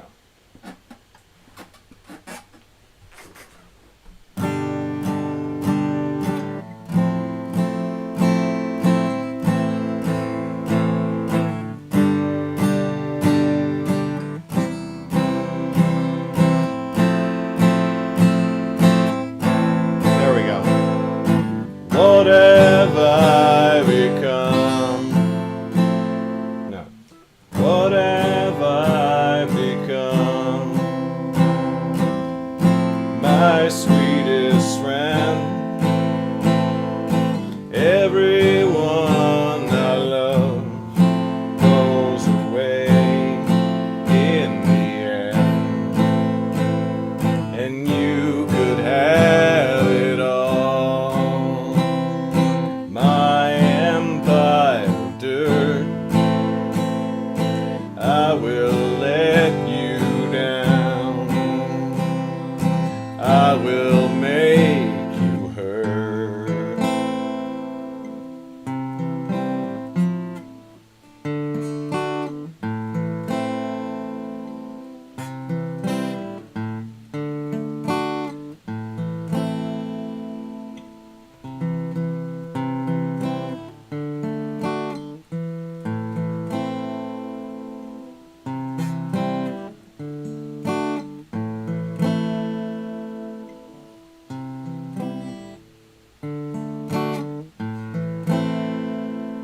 I wear this crown of thorns upon my liar's chair.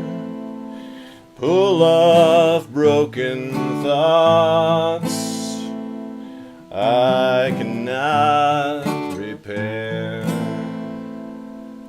Beneath the stains of time, the feelings disappear. You are someone else. I am still right here. What have I become? Nope.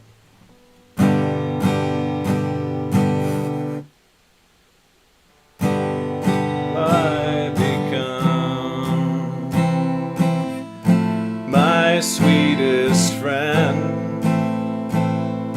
Everyone I know goes away in the end, and you could have it all. My empire of dirt. I will let you down. I will make you hurt. If I could start again, a million miles away, I would keep myself. I would find a way.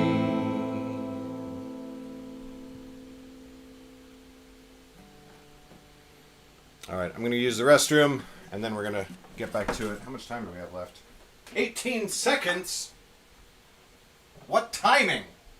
What poise? What grace? She's beauty. She's grace. She'll eat your fucking face.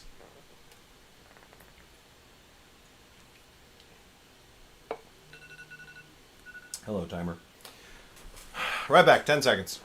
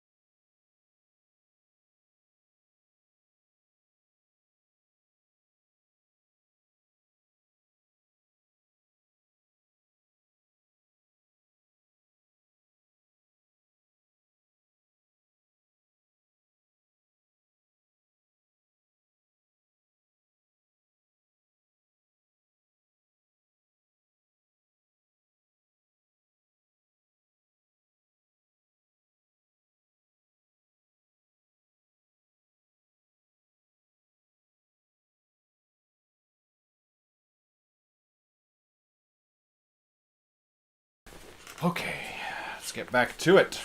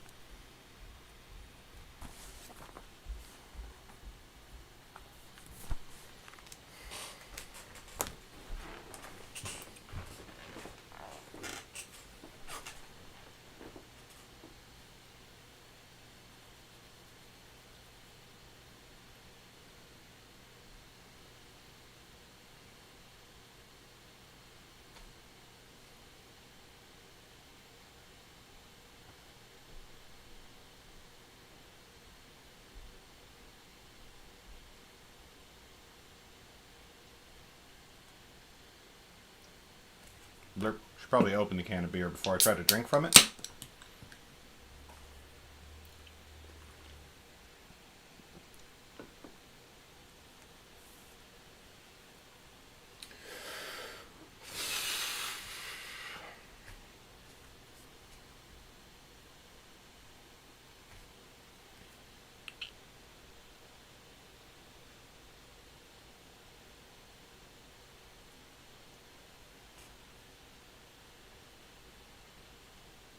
All right. Chapter 39. While I had drawn Kaita towards the western tunnel entrance, Mag had brought the Picnandra sticks to the other tunnel entrance.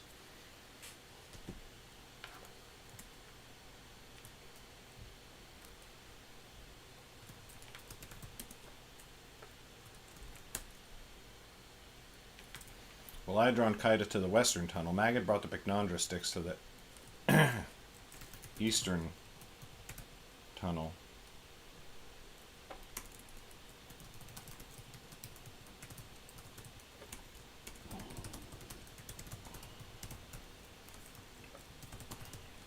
While I had drawn Kaita to the western tunnel, Mag had brought the Picnandra sticks to the large cavern using the eastern tunnel, and she had lit the campfire as soon as she had arrived. The acrid smoke had kept Kaita from scenting Mag, and focusing on me had kept her from noticing any other signs of Mag's approach, until it was too late. Now, together, we loomed over Kaita. Mag had her spear, and my bow was in my hand with another...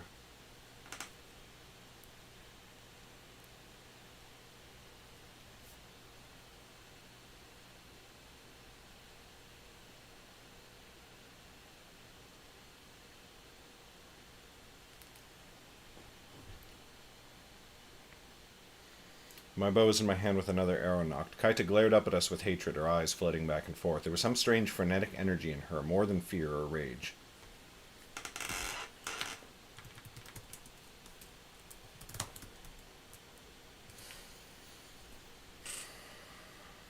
I guessed it was the effects of the mage stones, but they would have no chance to do to her what I had seen them do to Zane. Suddenly Kaita's eyes went black, and it began to...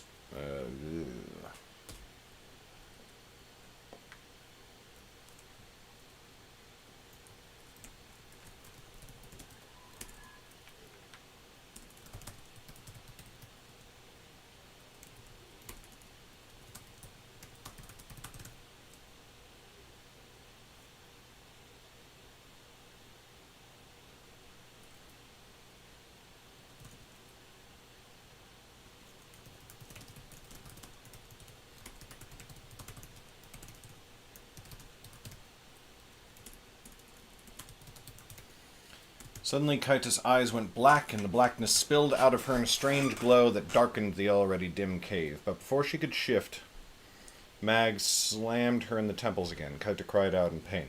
"It is impossible," she hissed, glaring up at Mag. "You died. I killed you." "You did not do a good enough job, it seems," said Mag lightly. Her voice was slightly muffled, for she was wearing a bandana against the Picnandra smoke just like I was.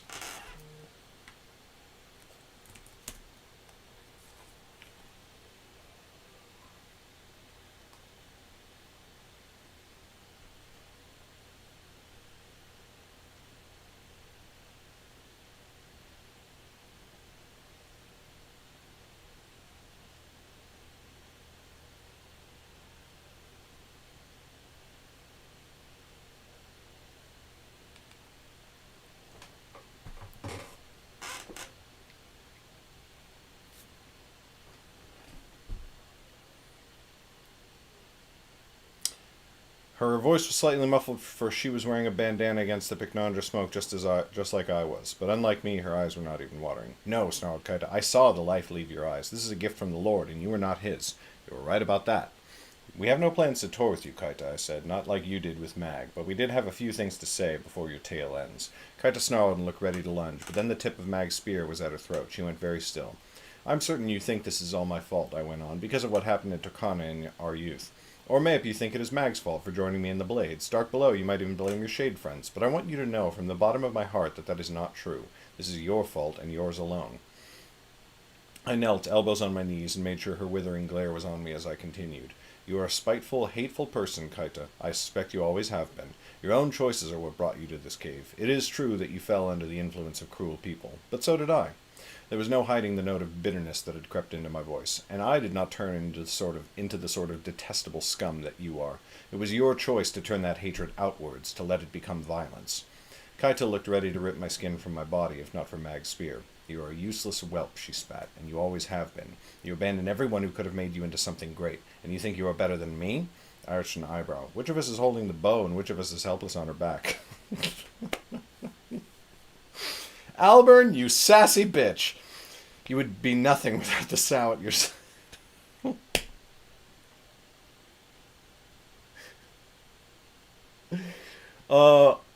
I'm about to kill you, and you are lying helpless at my feet. So, which one of us is really the better person?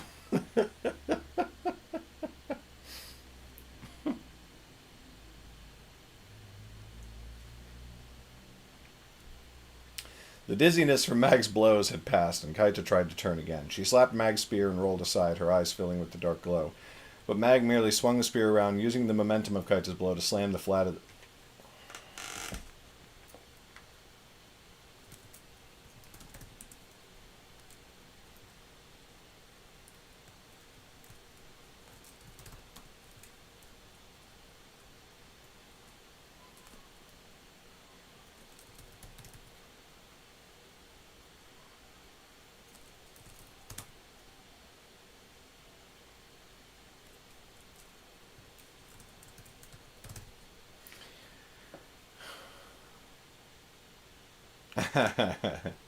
But Mag merely swung the spear around with the momentum of Kaita's blow, slamming the flat of the blade into her head.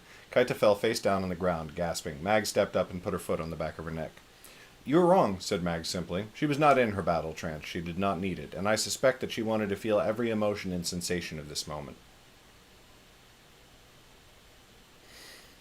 You could not be more wrong. Alburn is better than you in the only way that matters. Her gaze met mine, and he always has been. In many ways, he is better than me. But as for you, you and I have been enemies before I ever knew who you were. You've been trying to hurt the ones I love since the first day I saw you. You could have turned back whenever you wanted, gone on to find another path, but you chose each step you took, and every one brought you closer to this place and this time. And once you took Sten from me... Her voice shook, and I saw the deadness start to come into her eyes, sliding across her face. But it stopped, and she pushed the mask away, letting the tears flow. You should have slit your own throat that day. It would have saved us all a great deal of time, and you could never have escaped me once I decided to kill you. And you would have served your lord better as a corpse than alive. Then, at least, he would not have lost everything we have taken from him in the month since, and he would not now be destined to lose everything we will take in the future. Kaita screeched, I will rip you apart in the dark below you... Mag drove the spear through her heart. Kaita spasmed beneath her boot. Her fingers clawed at Mag's ankle, but she could find no purchase. She tried desperately to reach the spear, but Mag twisted.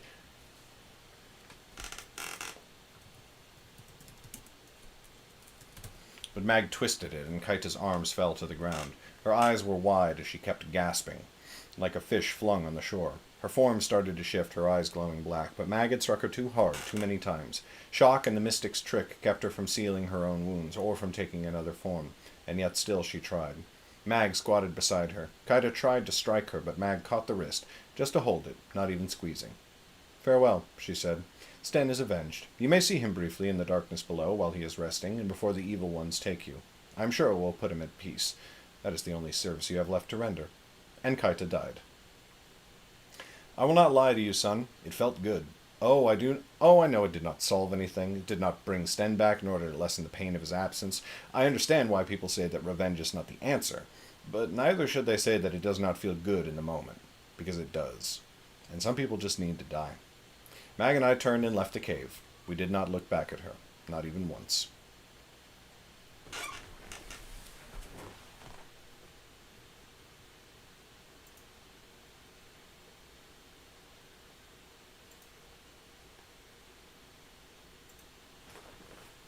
Chapter 40. Captain Kuhn was in what remained of his camp, holding council. It was dawn. In the day and a half that had passed since the Shade attack, his forces had rested, recovered and reclaimed as much of their supplies and possessions as they were going to. Now he was discussing his plans with two and the remaining lieutenants. He was listening to them as they spoke, but mostly he was thinking of Jeanne, of his nephew's eyes staring at an empty, uncaring sky.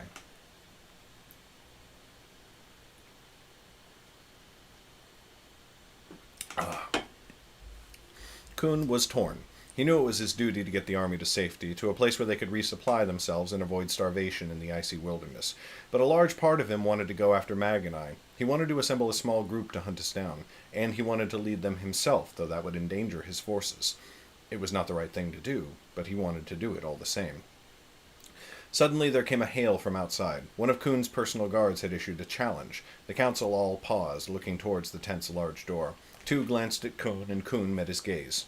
After a moment, the tent flap opened. In stepped Kuhn's guard, along with a tall Feldemarian archer. Kuhn remembered his name as Chausaku. He had once been in my squadron. Kuhn's jawline went rigid. "Soldier," said Tu, frowning, "what is it?" Chausaku lifted his hand, and now they could all see that it held an arrow, and to the arrow was tied a roll of parchment. "This struck the ground near me, sir," said Chausaku. "It was a short while ago, and there was not enough sunlight to see where it came from. But the outside—" "Let me see it, soldier," said Kuhn. Chausaku swallowed hard. "Captain, mayhap I should give it to Lieutenant—" "Yes, Captain, let me—" Tu began. "Soldier," said Kuhn in a cool tone, "the arrow." Chausaku hesitated a moment more, but finally he handed it over, and on the outside of the parchment, scrawled in charcoal, Kuhn could see a few hastily written words. "Chausaku, give this to the lieutenant for the captain." Kuhn's grip on the parchment tightened. "Do you see?" he said lightly. "It is even addressed to me." He forced his fingers to loosen, seize the string, and untie it. The parchment unfurled in his hands, and he began to read. "Honorable Captain Zhu, I, Sergeant Albert of the family Telfer, and Sergeant Mag tender our resignations. Though she is not here to confirm this letter before it is sent, we feel qualified also to tender the resignation of Yue of the family Baolan. We regret the circumstances that necessitate we leave so abruptly. We regret, additionally and sincerely, the animosity between us at the parting. We never intended you or your forces any harm. We love Underrealm. We hope that one day, with enough service on our part, you will see fit to approve a petition of clemency from us. Speaking of service, we have spent the last day in pursuit of the enemy, and we've been successful. We have slain 2 sentries of the Shade Army, and we can confirm that they are continuing their westward course towards the Great Rocks. We also have slain the Weremage. You will find her corpse in the cave half a league west to the northeast. Cave half!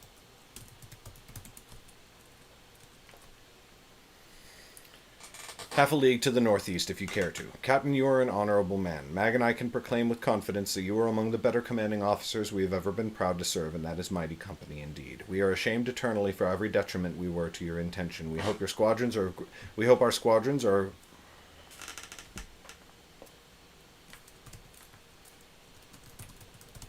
We hope the squadrons we have trained are of great aid to you in the war. If you see fit to do so, give our love to Tu and to our soldiers. We hope to see you on the other side of the war, and we hope as well that you may think more kindly of us then. Regretfully, Albert of the family Telfer. Mag. Kuhn read the letter, then he read it again. Not once did he take his eyes from the parchment, but he curled the top and bottom ends of it as though he was preparing to wrap it around the arrow again. The letter solved nothing, of course. They had both known what they were doing. They were criminals under the king's law, and they would be punished. Slaying the Weremage was good for the cause, but it did not mean anything. Not really. But for the first time since we had left, his smile returned to him. It was not as strong as it had once been. It might never be that strong again, but it was back. Tu saw it. "Sir," he said. Kuhn handed him the letter. "Had I known of their penmanship, I would have retained them as secretaries instead of sergeants. Remarkable to fit so much on a single sheet. Read this, show no one else, relay the sentiments or not, as you will, but burn the letter when you are done." Tu looked confused, but he took the letter. He started to read, and almost at once a look of fury began to build on his face. When he finished, he looked up at Kuhn. "We must go after them, Captain." "No," said Kuhn with a heavy sigh. "We must not. For one thing, I doubt we could catch them, not without a tracker of our own. For another, we simply do not have the supplies for it. Now we must proceed west to the Great Rocks with all possible speed and find a way to send a message warning our comrades about the Sunmane Pass." "But Mag and Albert," Kuhn forestalled him with a raised hand. "My order is given, Lieutenant. Besides, while killing the Weremage is far from deserving of a pardon, mayhap it has earned them a respite. Mayhap fate meant it to. Let them have a brief moment at least, where they need not fear us at their backs."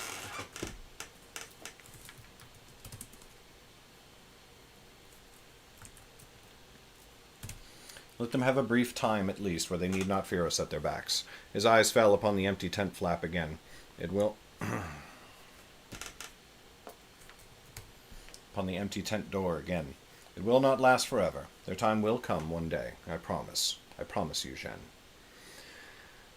41.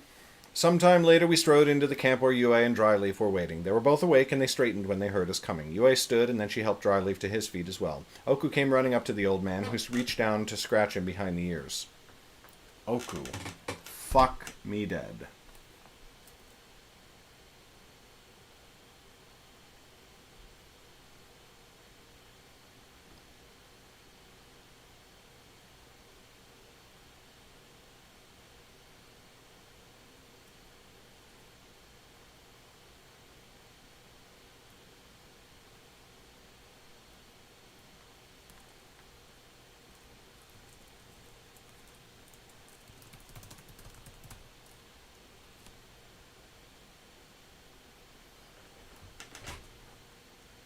It's always the doggo.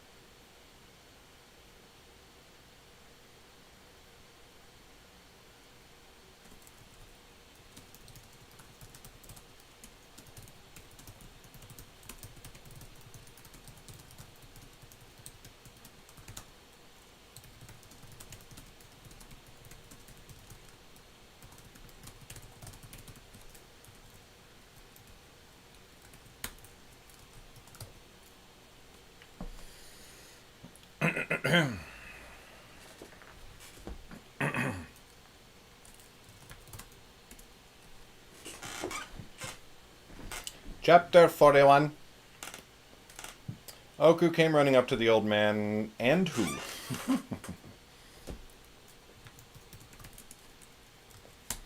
Who reached down to scratch him behind the ears. Mag gave me a look just before we reached them. We had spoken already, and I knew she wanted me to say nothing of what I had learned. I gave her a quick, small nod to let her know I understood. Rest easy, Mag told them. It is done. Truly, said Dryleaf. He bowed his head. After all this time, and all this long way, I agreed, but yes, it is over. Well, I'm glad, said Yue, for the sake of avenging Lan Shui, if nothing else. Mag went to Dryleaf and took his hand in hers, placing her other hand on his arm. Come, friend, sit with me. Of course, said Dryleaf. He hobbled beside her and sat on the blankets when she helped him down before she took her place by his side. I was pleased to see that his head seemed to be getting better. Yue had changed the bandages, and the new ones hardly showed any blood at all. I walked up beside Yue and put my arm around her waist. She did the same to me. I'm sorry, said Mag. I know I've said it before, but I say it again now. By my actions I placed you in danger, and that is nothing a friend should do. Dryleaf straightened where he sat. His hands released his walking stick, and he placed them on his knees instead. Suddenly he looked quite regal. Mag, he pronounced, my darling girl, you really must deflate your head, at least a little bit. Mag's brows arched. What? You're a remarkable person, said Dryleaf. You always have been, and because of it, others naturally look to you for guidance and for leadership. That is a heavy burden. It gives you a mighty responsibility. And you must take that seriously, but you should not let it become too familiar. Sometimes it leads you to take choices away from others. You rob them of the power, and yes, the pain, of making their own decisions. He gestured vaguely with his hand towards me. I think Albin was reminded today that he is your partner, not your sidekick. Yue and I are the same way. We are not your followers, and it is not solely within your power to determine our fate. Mag, it was my advice that you and Albin join Kun's army. That is what led us all down this dark road. You are allowed to make mistakes and to feel the burden of them, but so am I, and you are not allowed to take that from me, or from any of the rest of us. Yeah, you know. Deflate your head. I could see the chagrin in Mag's eyes. She, like me, could hear the truth in his words. Like you're big-headed, your ego, head's all inflated. She, like me, could hear the truth in his words. With Mag around, it was easy to feel yourself starting to revolve around her, the way the moon spun around the world. You are wiser than I will ever be, she said, and I will heed your wisdom. In that case, let me rescind my apology. She planted her hands on he fists. Planted her hand on her fist like a scolding mother. What were you thinking, you old fool? You sent us all head first and heedless into danger. I may never recover. Albert certainly will not.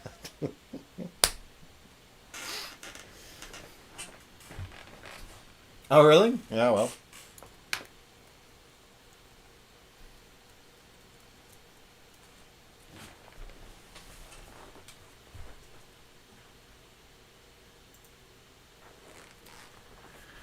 Dryleaf's solemn countenance broke into a wrinkle-ridden grin. There, you understand now. Yue rolled her eyes. Such pleasantries aside, she said loudly, what is your plan now? We cannot exactly return to Kun. We cannot, I said, smiling, though we sent word to him that we hope may alleviate at least a bit of his ire towards us.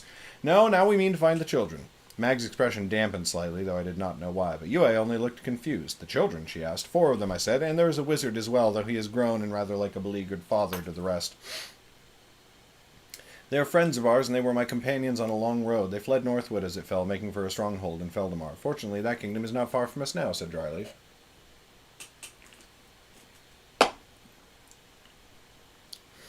Mag spoke quickly. Yet they could have gone anywhere since. We should listen for rumors as we go. If they have turned in another direction, we may hear of it. You remember how Jem was spreading legends of Lauren? Mayhap they have spread far by now. Mayhap, I said with a nod. It seemed plausible, but I was still confused by Mag's strange behavior. I did not know where these words came from. In any case, said Yue gruffly, if your road to this point has been any indication, I am certain something else will come up along the way. A village that needs saving from warts, mayhap, or a farmhouse infested with imps. Why, that sounds like a pleasant respite after the trials we have endured, said Dryleaf with a broad smile. I would be grateful to lend my advice to such an endeavor. But not today, said Mag. Today I would like to rest and then to sleep the first good night's sleep I have had in a long time. A long time, I agreed softly. And so we did. The day passed without incident, and eventually we bedded down for the night, somewhat earlier than usual. I was too weary to even make life interesting for Yue, though of course it would not be my last chance to do so. He means sex. And the next day we readied ourselves for another journey. Not a hunt this time, but a search for our friends. Mag and I had one last conversation that is worth recounting now. As I was strapping my saddlebags to Foolhoof and she to Mist, she glanced over at me. We are in the after. It took me a moment to realize what she was saying, to recall the desperate words she had spoken the last time we rested in Kun's camp. We are.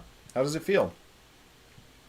Unfamiliar, said Mag. I never really had a start in Shuinyu. Then it seemed I was in the middle for a very long time, and then Kaita felt like my end.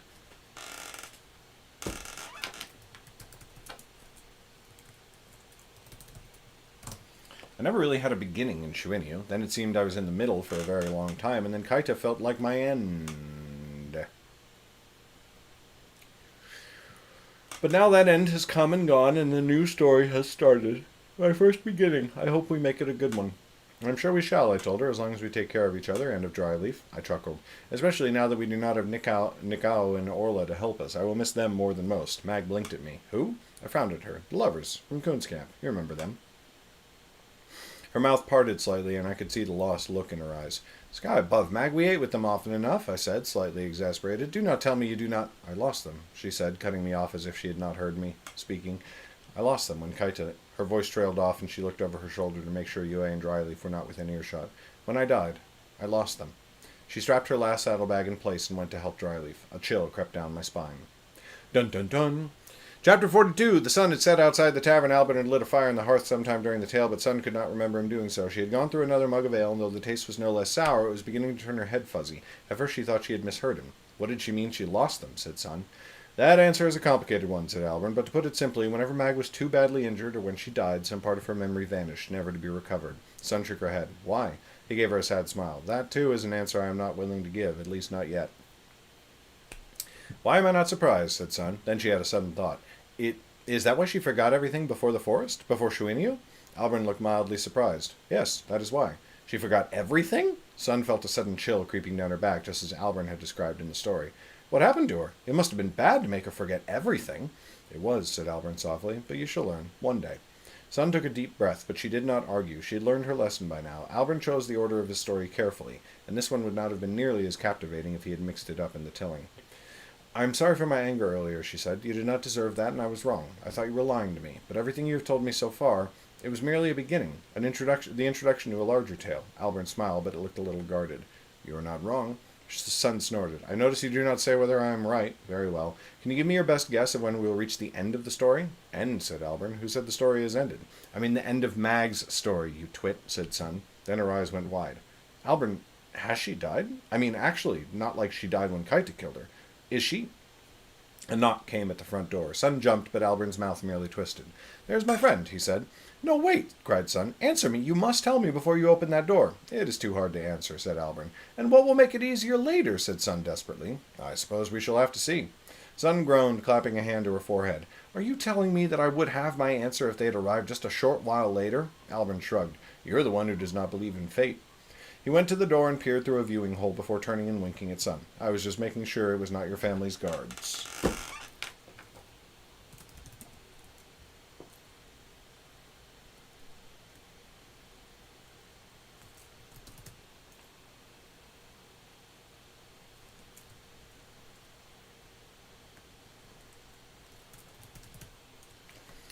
It is not your family's guards. This is the tavern's owner, or former owner, I should say, and of course our third partner in this venture. Third partner, thought Sun. Albert swung open the door. Two people entered. First was a large woman with as much fat as muscle on her body. She had a thick jaw and a missing finger on her right hand, but the second woman caught all of Sun's attention. She was much slimmer, and the hood of her green cloak was cast back to reveal Dortian features. Hair cut a few fingers above the shoulders in a practical style. Her skin was flawless, without a blemish or scar to be seen. She looked to be around 20 years old. Sun froze. Albert fixed her with a careful look. Son, he said, indicating the larger woman, this is Joja, the former owner of the tavern, and this is Chow, a brewmaster who has graciously agreed to partner with me in purchasing and running this place. Chow. Sun's wildly racing suspicions were confirmed in an instant. That was the false name Mag had given in the tales. This was Mag, the Wanderer, the uncut lady, or at least as far as anyone knew.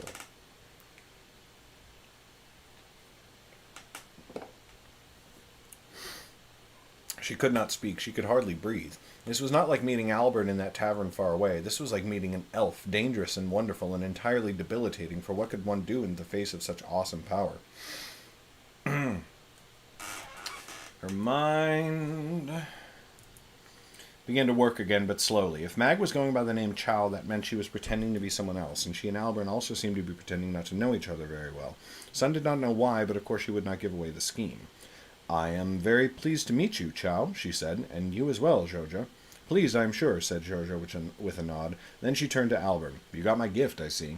Albert raised the mug of ale he had been in the middle of. We certainly did, and thank you kindly for it. A fine concoction indeed. Zhao scoffed. You need not try to save my pride. I did not brew it, after all, and we both know our mutual acquaintance here makes far better stuff than that swill. You have the rest of the money? Of course. Albert reached to his belt and pulled out one of the thick purses he had received from his friend earlier. Then he paused and looked to Sun. Son, I mentioned before that you might find a good use for your money by the end of the day. Would you like to join me in purchasing this tavern? Sun thought that an hour ago this would have rendered her absolutely insensible, or may have even caused her to faint straight away. But now, with Mag herself standing in the room, the absolute absurdity of the situation barely registered. Why not? She said. I have no other plans. Wonderful, said Albert. We shall sort out the details later, and I shall recover your portion of the payment. Zhaoja and Mag both looked at Albert.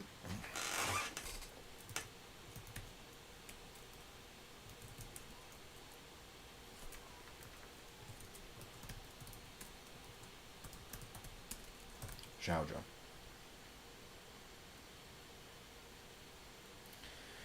Zhaoja and Mag both looked at Albert like he was sun-touched, but Zhaoja took the purse, opened it, counted the contents, and closed it up again. Very well, she said gruffly. May you find better fortune here than I did. But then again, with her crafting your drink, she tossed her head at Mag. Well, I wish you good fortune in any case, and I am off. She strode out the door, and Albert went to close it behind her. The whole time, Sun could not stop staring at Mag. Once the door was closed and they were alone again, she finally tore her gaze away to look at Albert. What in the dark below? Now calm down, said Albert. Mag, meanwhile, stood with her arms folded. At Sun's outburst, she arched a brow. And who exactly is this? She asked Albert.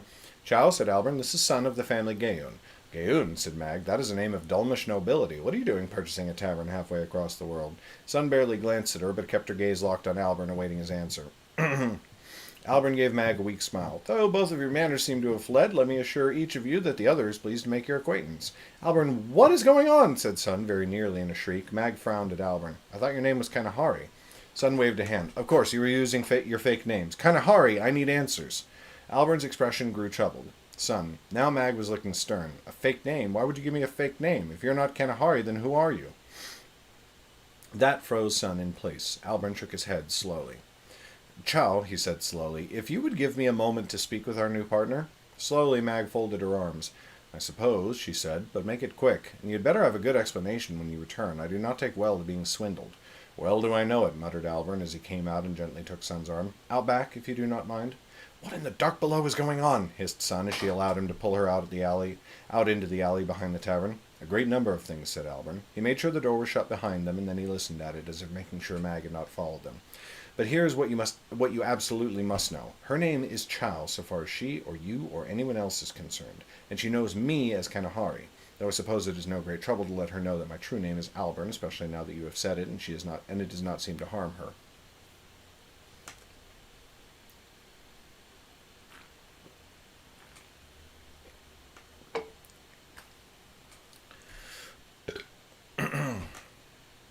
Sun glanced at the door. She does not know your real name? She does not, said Albert. The sadness in his eyes was one she had seen often, every time he had spoken of Mag's darkest moments in the story. But why? Said Sun, shaking her head slowly. There is a long tale behind it.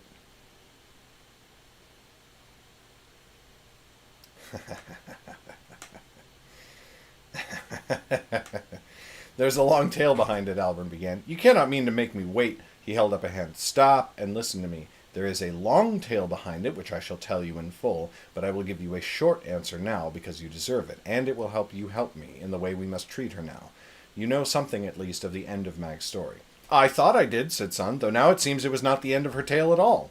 But it was, said Albert, and he had never sounded more earnest. Something terrible happened, more terrible than any tale could convey. And when it did, that was the end of Mag's story. She lost who she had been, the person I met in my youth, who I followed from mercenary company to mercenary company, and through the Necromancer's War. I was with her when it happened, and I have been with her ever since, helping her as much as I know how. So she forgot you, said Sun slowly, piecing it together, just as she forgot Nikau and Orla because Kaita killed her. She remembers nothing at all now, because when she died, really died, it was bad enough that she forgot everything, like in the woods near Shuinio. Yes, said Albert.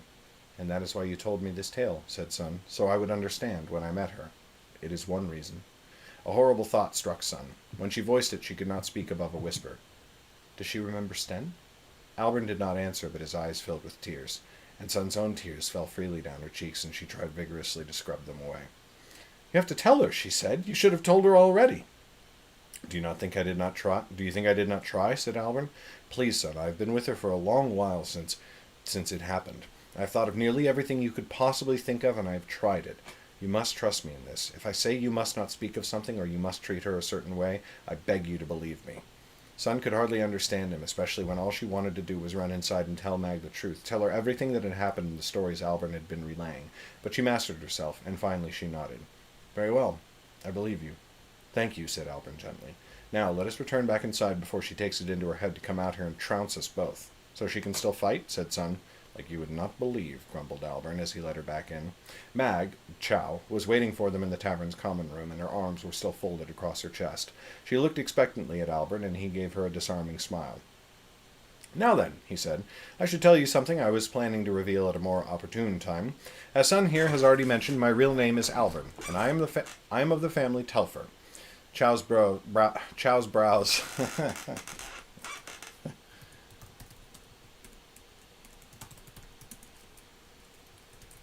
Chow's eyebrows rose. Telfer, a noble as well, but this time of Calenton. What in the dark below is going on here? Nothing nefarious, said Albert. We are both somewhat out of favor with our families. In fact, that is how Son came to my attention, for she faced similar troubles to the ones I experienced when I was her age. Those troubles are what led me to take the name Kanahari long ago. But Son met me by my real name, and I never told her another one. He looked to Son. From now on, when we are in front of others, I will request that you call me Kanahari, he said, and then turned back to Chow. And when it is just the three of us, it would please me if you called me Albern. A shadow passed over her expression, but it was soon gone. Albern, she said, like the tales from Calenton history. Just so, said Albern with a pleased smile. I chose the name after my wending. It is a strong one, said Chow with a nod. And if it is a wending name, then I vow never to use anything else unless you ask me to. Me too, Lauren. Thank you, said Albern, bowing his head. Now as for you, said Chow, bowing her head towards Son. Albern here says you are to be a partner, and I trust him. But you seem a bit young to me. What do you know of running a tavern? Son looked to Albern for guidance, but he merely shrugged. Nothing, she said simply. Chow's mouth twisted. Honesty is a good trait. And good trait. Honesty is a good trait, but you may need better qualifications for such a partnership. She is young, said Albern, though not much younger than you yourself, and in our wanderings together I have found her more than capable. Son had to duck her head to hide a sudden flush in her cheeks. Very well, said Chow with a sigh. Tell me, girl, what did you think of the ale here? Son's lip curled. It was awful. I agree, said Chow. Would you like some of mine? I brought a wagon of it when I transported Zhouja here. Zhouja, right? Yes. Suddenly, Son's mouth was watering. I would like that very much, she squeaked. From the corner of her eye, she saw Albern's amusement at her wonderstruck expression. Chow led her outside, where there was indeed a wagon of ale barrels waiting. Together, the three of them carried all of them inside and to the cellar, except for one barrel which Albern set up behind the bar. Chow tapped it, and they poured 3 mugs. Chow set 2 right away, and Albern joined her, but Son took a moment. She sniffed it, and the bubbles seemed to break in just the right way to fly up her nose, tickling her and making her giggle. Finally, she tipped the mug back, taking a sip. It... Sky above. Son wanted to weep. Never had she tasted anything like it. It was like honeyed sunlight poured from a high mountain peak, like the clearest river water kissed by ocean breezes, and yet it was heady and strong, with the barest hint of... Was it brandy? Some sort of very fine, sweet liquor, certainly, and the taste of it weakened her knees. A sip turned into a swallow, and then into a long, long draught. Before Son knew it, the mug was gone. She stayed there for a moment, eyes closed, feeling... The mug was empty, not gone.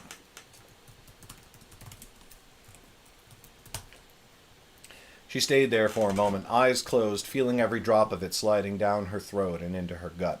When at last she opened her eyes, Chow was looking at her expectantly. That, whimpered Son, that is the most wondrous thing I have ever tasted, by a wide, wide margin. I had heard from Albern that you made fine ale, but this is so far beyond anything I could ever have imagined. Chow turned to Albern with a wide grin. I suppose she will do after all.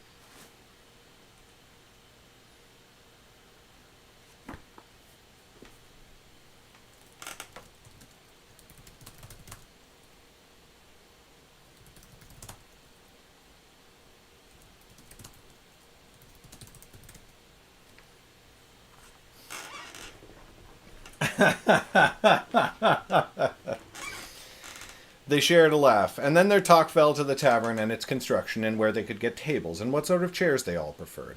Then they went upstairs and claimed their rooms. Son chose an excellent one in the front corner with windows on 2 walls, and then back downstairs where they talked of ale and wine and guests, and ale and hiring help and ale again. Never did Albert and Chow talk over Son, and they listened attentively whenever she gave her ideas, even when she spoke hesitantly, and they argued for and against her just as vigorously as themselves. Son could not believe this was real. Here were 2 of the greatest figures of her favorite legends, and she was now working with them. They were partners. No one could know how long it would last, of course, but Son promised herself to cherish every moment of it. At last the night wound to a close. They had all had more than a few cups of ale, and their conversation had turned giddy and giggling. Finally, Chow rubbed at her eyes and claimed weariness, going to her newly chosen room to retire. Son and Albert remained in the common room to clean up some of the mess they had all made. After a while, Son looked over at him. "Why all this, Albert? Why did you pick me? I thought it was for an adventure. Now you have me running a tavern. What is the purpose behind it all?" Albert's lips puckered. He went behind the bar, took up a rag, and began to wipe off the small splashes of ale they had spilled. "What I told you before is true. I saw a young child of nobility who seemed to hate her life, and I felt sympathy for your plight. But you're right, there is more behind it. I've told you that Mag was happiest in Northwood, with her bar and with Sten.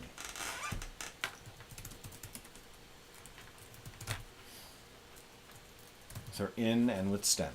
So many dark things happened after that, and I felt she deserved a return to that happiness. I thought this might be a way to give her such a gift." He stopped wiping and looked up at her. Son met his gaze, but her breath caught in her throat. "That does not explain you, of course," said Albert. "I wanted to make you care about Chow, because I wanted you to want to stay here with us and hear the rest of the story. I need someone else to know it, the whole truth of it. I cannot tell everyone everything. That would be violating Mag's secret, and I vowed to her I would never do that. But one person should know everything, right down to the last secret. Now, when I first learned the truth about Mag, I thought she would remember our deeds long after I had been laid beneath the dirt. But now," he gave a vague gesture towards the stairs. Son nodded. "Now you're the only one," she said, "the only one who remembers everything." "It is a heavier burden than I thought it would be," said Albert. "So I thank you, Son, for the help you have been on the road so far, and for being willing to listen to an old man's story." Son lifted the broom and pointed it at him like a sword. "Willing? You would do better to call it demanding. I want you to resume the tale tomorrow, bright and early." He eyed the stairs again. "I will not do so in Chow's presence, but whenever we have a moment alone, yes, I will continue the tale." He smiled at her. "And I will do so with pleasure." Son lowered the broom again and began to sweep. "You better had."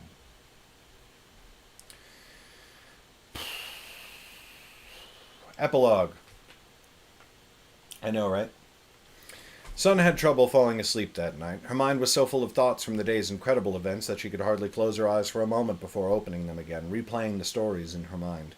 Eventually, she gave it up and went downstairs. She was not quite sure whether she wanted a drink or just to walk around, but she certainly did not want to lie restless in bed, comfortable though it was. She stood in the center of the common room and looked around. A tavern. And she was 1/3 owner of it. It was unbelievable. If she could have told herself even a month ago that all this would happen, she would never have believed herself.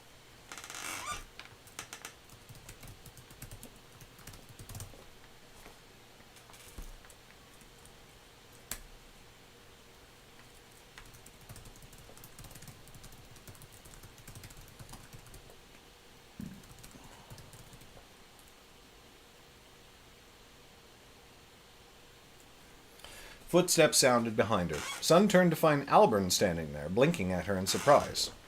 "I cannot sleep," said Son. "Nor can I," said Albern. "I keep thinking about the tavern and about—" Son glanced at the stairs. "About the story." "Do not trouble yourself," said Albern. "She is asleep. I confess I do not face the same problem as you. My thoughts are still, but simple pain is what keeps me awake."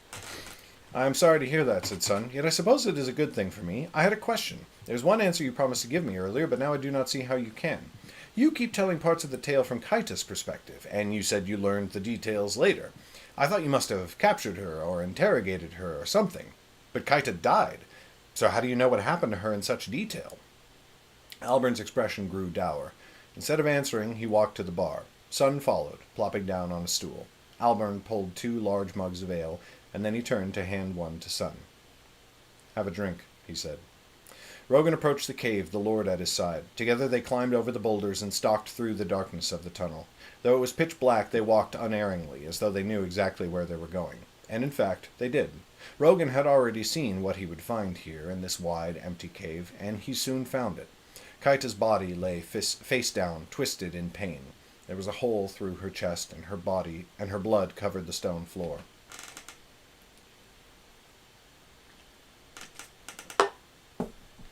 Weeping, Rogan fell to his knees beside her. He took up her hand, cradling it against his cheek, careless of the blood he spread on himself. He heard the Lord step up beside him, and then he felt his father's hand on his shoulder. "Why?" said Rogan. "You said you knew why. I know our goals are worthy, more so than any other in the 9 kingdoms, but this feels like too high a price." The cave was silent for a long moment. When the Lord finally spoke, Rogan could hear the grief in his voice, and it was no less than his own.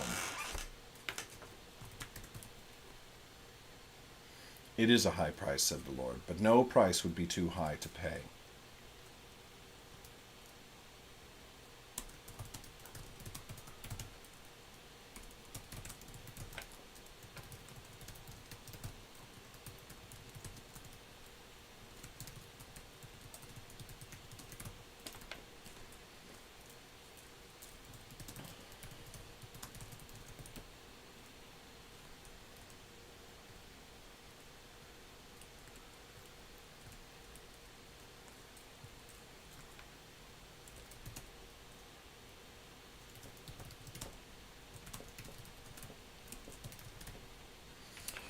The death of any one person, even Kaita, even Tagata, and yes, even you, my favored son, would be worth it in the end if we achieve what we mean to.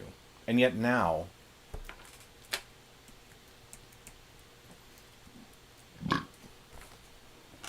we may rejoice. Today we need pay no price at all. Rogan looked up at him in the darkness. "Father, lift her hair, my son." As Rogan watched in wonder, the Lord pulled out a needle, ink, and a small hammer. "Father," said Rogan, "I thought no wizard could receive your gift." "So did I," said the Lord. "But now let us say instead that I never knew how to bestow it upon them, not until I needed it most." His hands were swift and deft as he tapped out a tattoo on the back of Kaita's neck.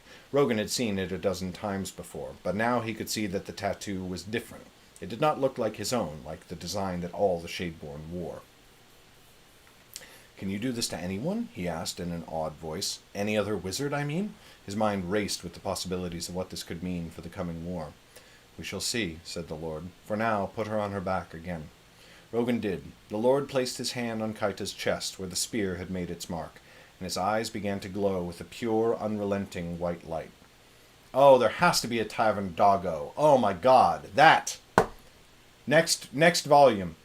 Tales of the Wanderer, Book 4. Number 1 priority, doggo. I'm actually writing that down in my fucking journal.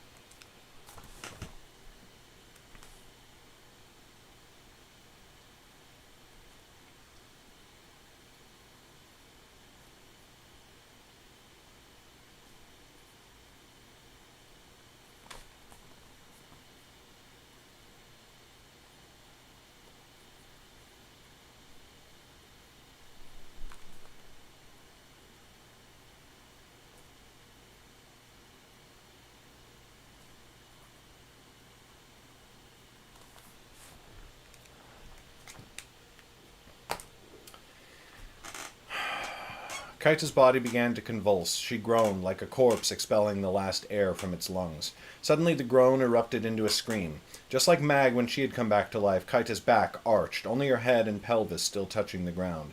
The scream bounced from the rocky walls and off itself again, becoming painful. Kaita's eyes were wide, and the blood vessels within them split, turning them red. "Hold her, my son," said the Lord, his voice halting with effort. Rogan seized Kaita and held her down. He wished to comfort her, but he knew that was impossible, not until the ritual was complete. And then, finally, her screams subsided. Her body sank back onto the ground, sopping wetly at the blood pooled beneath her. Her blood-red eyes spun, and then finally they focused on Rogan, on the Lord. Her expression held only anguish. "Rogan?" she croaked. He scooped her up into his arms, holding her and weeping anew, but this time with joy. And the Lord, though weary from his exertions, stood and placed his hands on them both. Rogan's heart filled with his warmth, with his love. "My children," the Lord said gently. "You see, son, you may have realized that this was not the end of Mag's tale, but merely the end of the beginning. What we did not know at the time was that another tale had begun as well." Motherfucking done!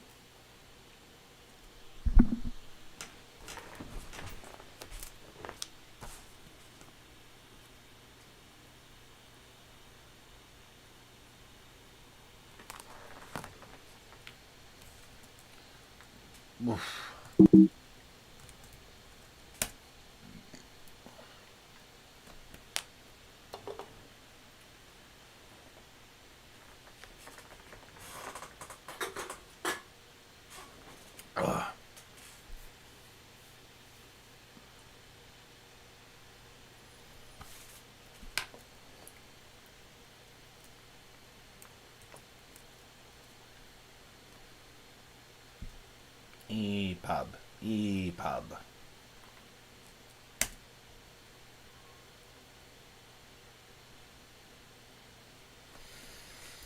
Alright, quick publish.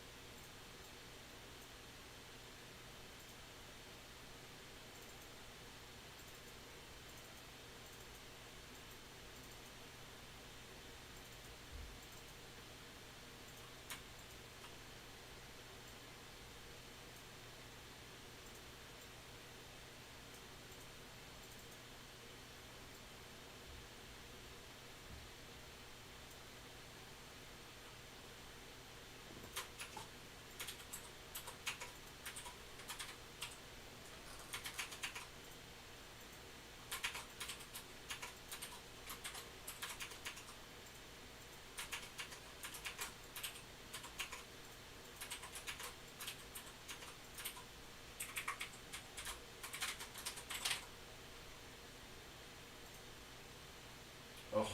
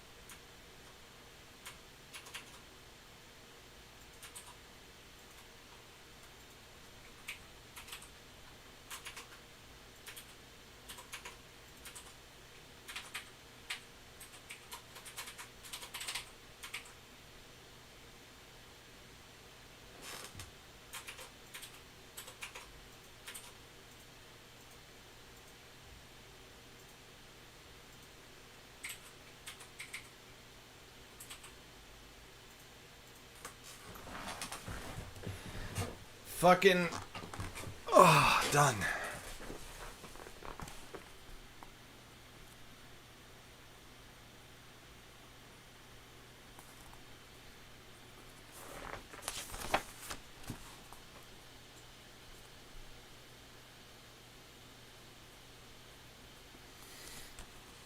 And now, a very large part of me wants to keep working. I'll keep going a little bit longer. I'm going to plan Frecky the Tavern Doggo, the goodest of good girls.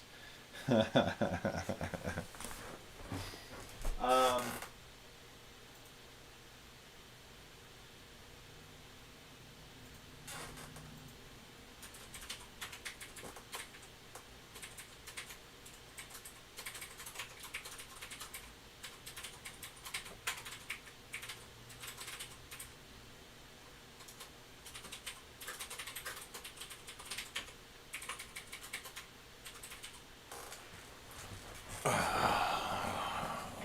77 did I say?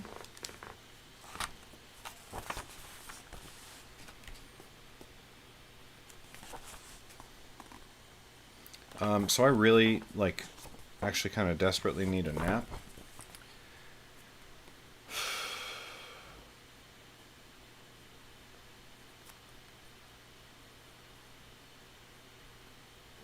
Yeah, I need it. Maybe later I will plan out how the rest of the development edit is going to play out, but I think it's literally just go through the Scrivener doc one more time. Make sure there aren't any glaring issues or outnesses. Send it off to beta readers. Because then there's going to be beta reader feedback, and there's going to be restructuring, and then there's going to be the retype edit. So I think I just go through the whole thing, make sure that everything's seated, make sure that nothing is grossly wrong. Yeah. I think I do one more thing, and then it goes out to beta readers. But that's a maybe later thing, maybe tomorrow thing. I was up to 2 or 3 last night talking with my D&D players. So I'm gonna get out of here.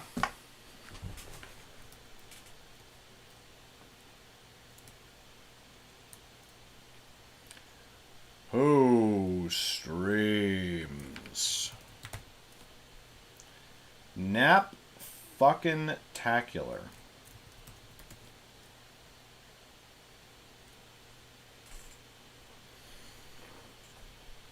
I am going to be working on the addenda, but I have to do my dev edit of Hellskin and then send that out to beta readers. Then I start working on the addenda, if that makes sense. Hey, Mama Samu's streaming. Go say hi to Mama Samu for me.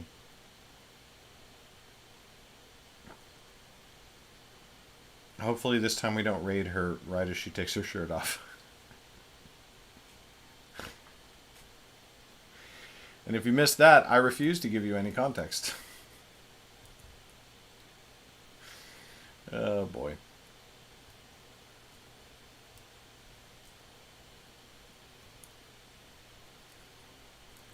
Yeah. Go say hi to Mama Samu for me. I'm gonna go nap. And we're gonna get to work on the developmental edit over the weekend. Woo. Yay. Peace out, everybody. I hope you're having a fantastic day, and I hope you have a great weekend. I'll catch you next time. Bye.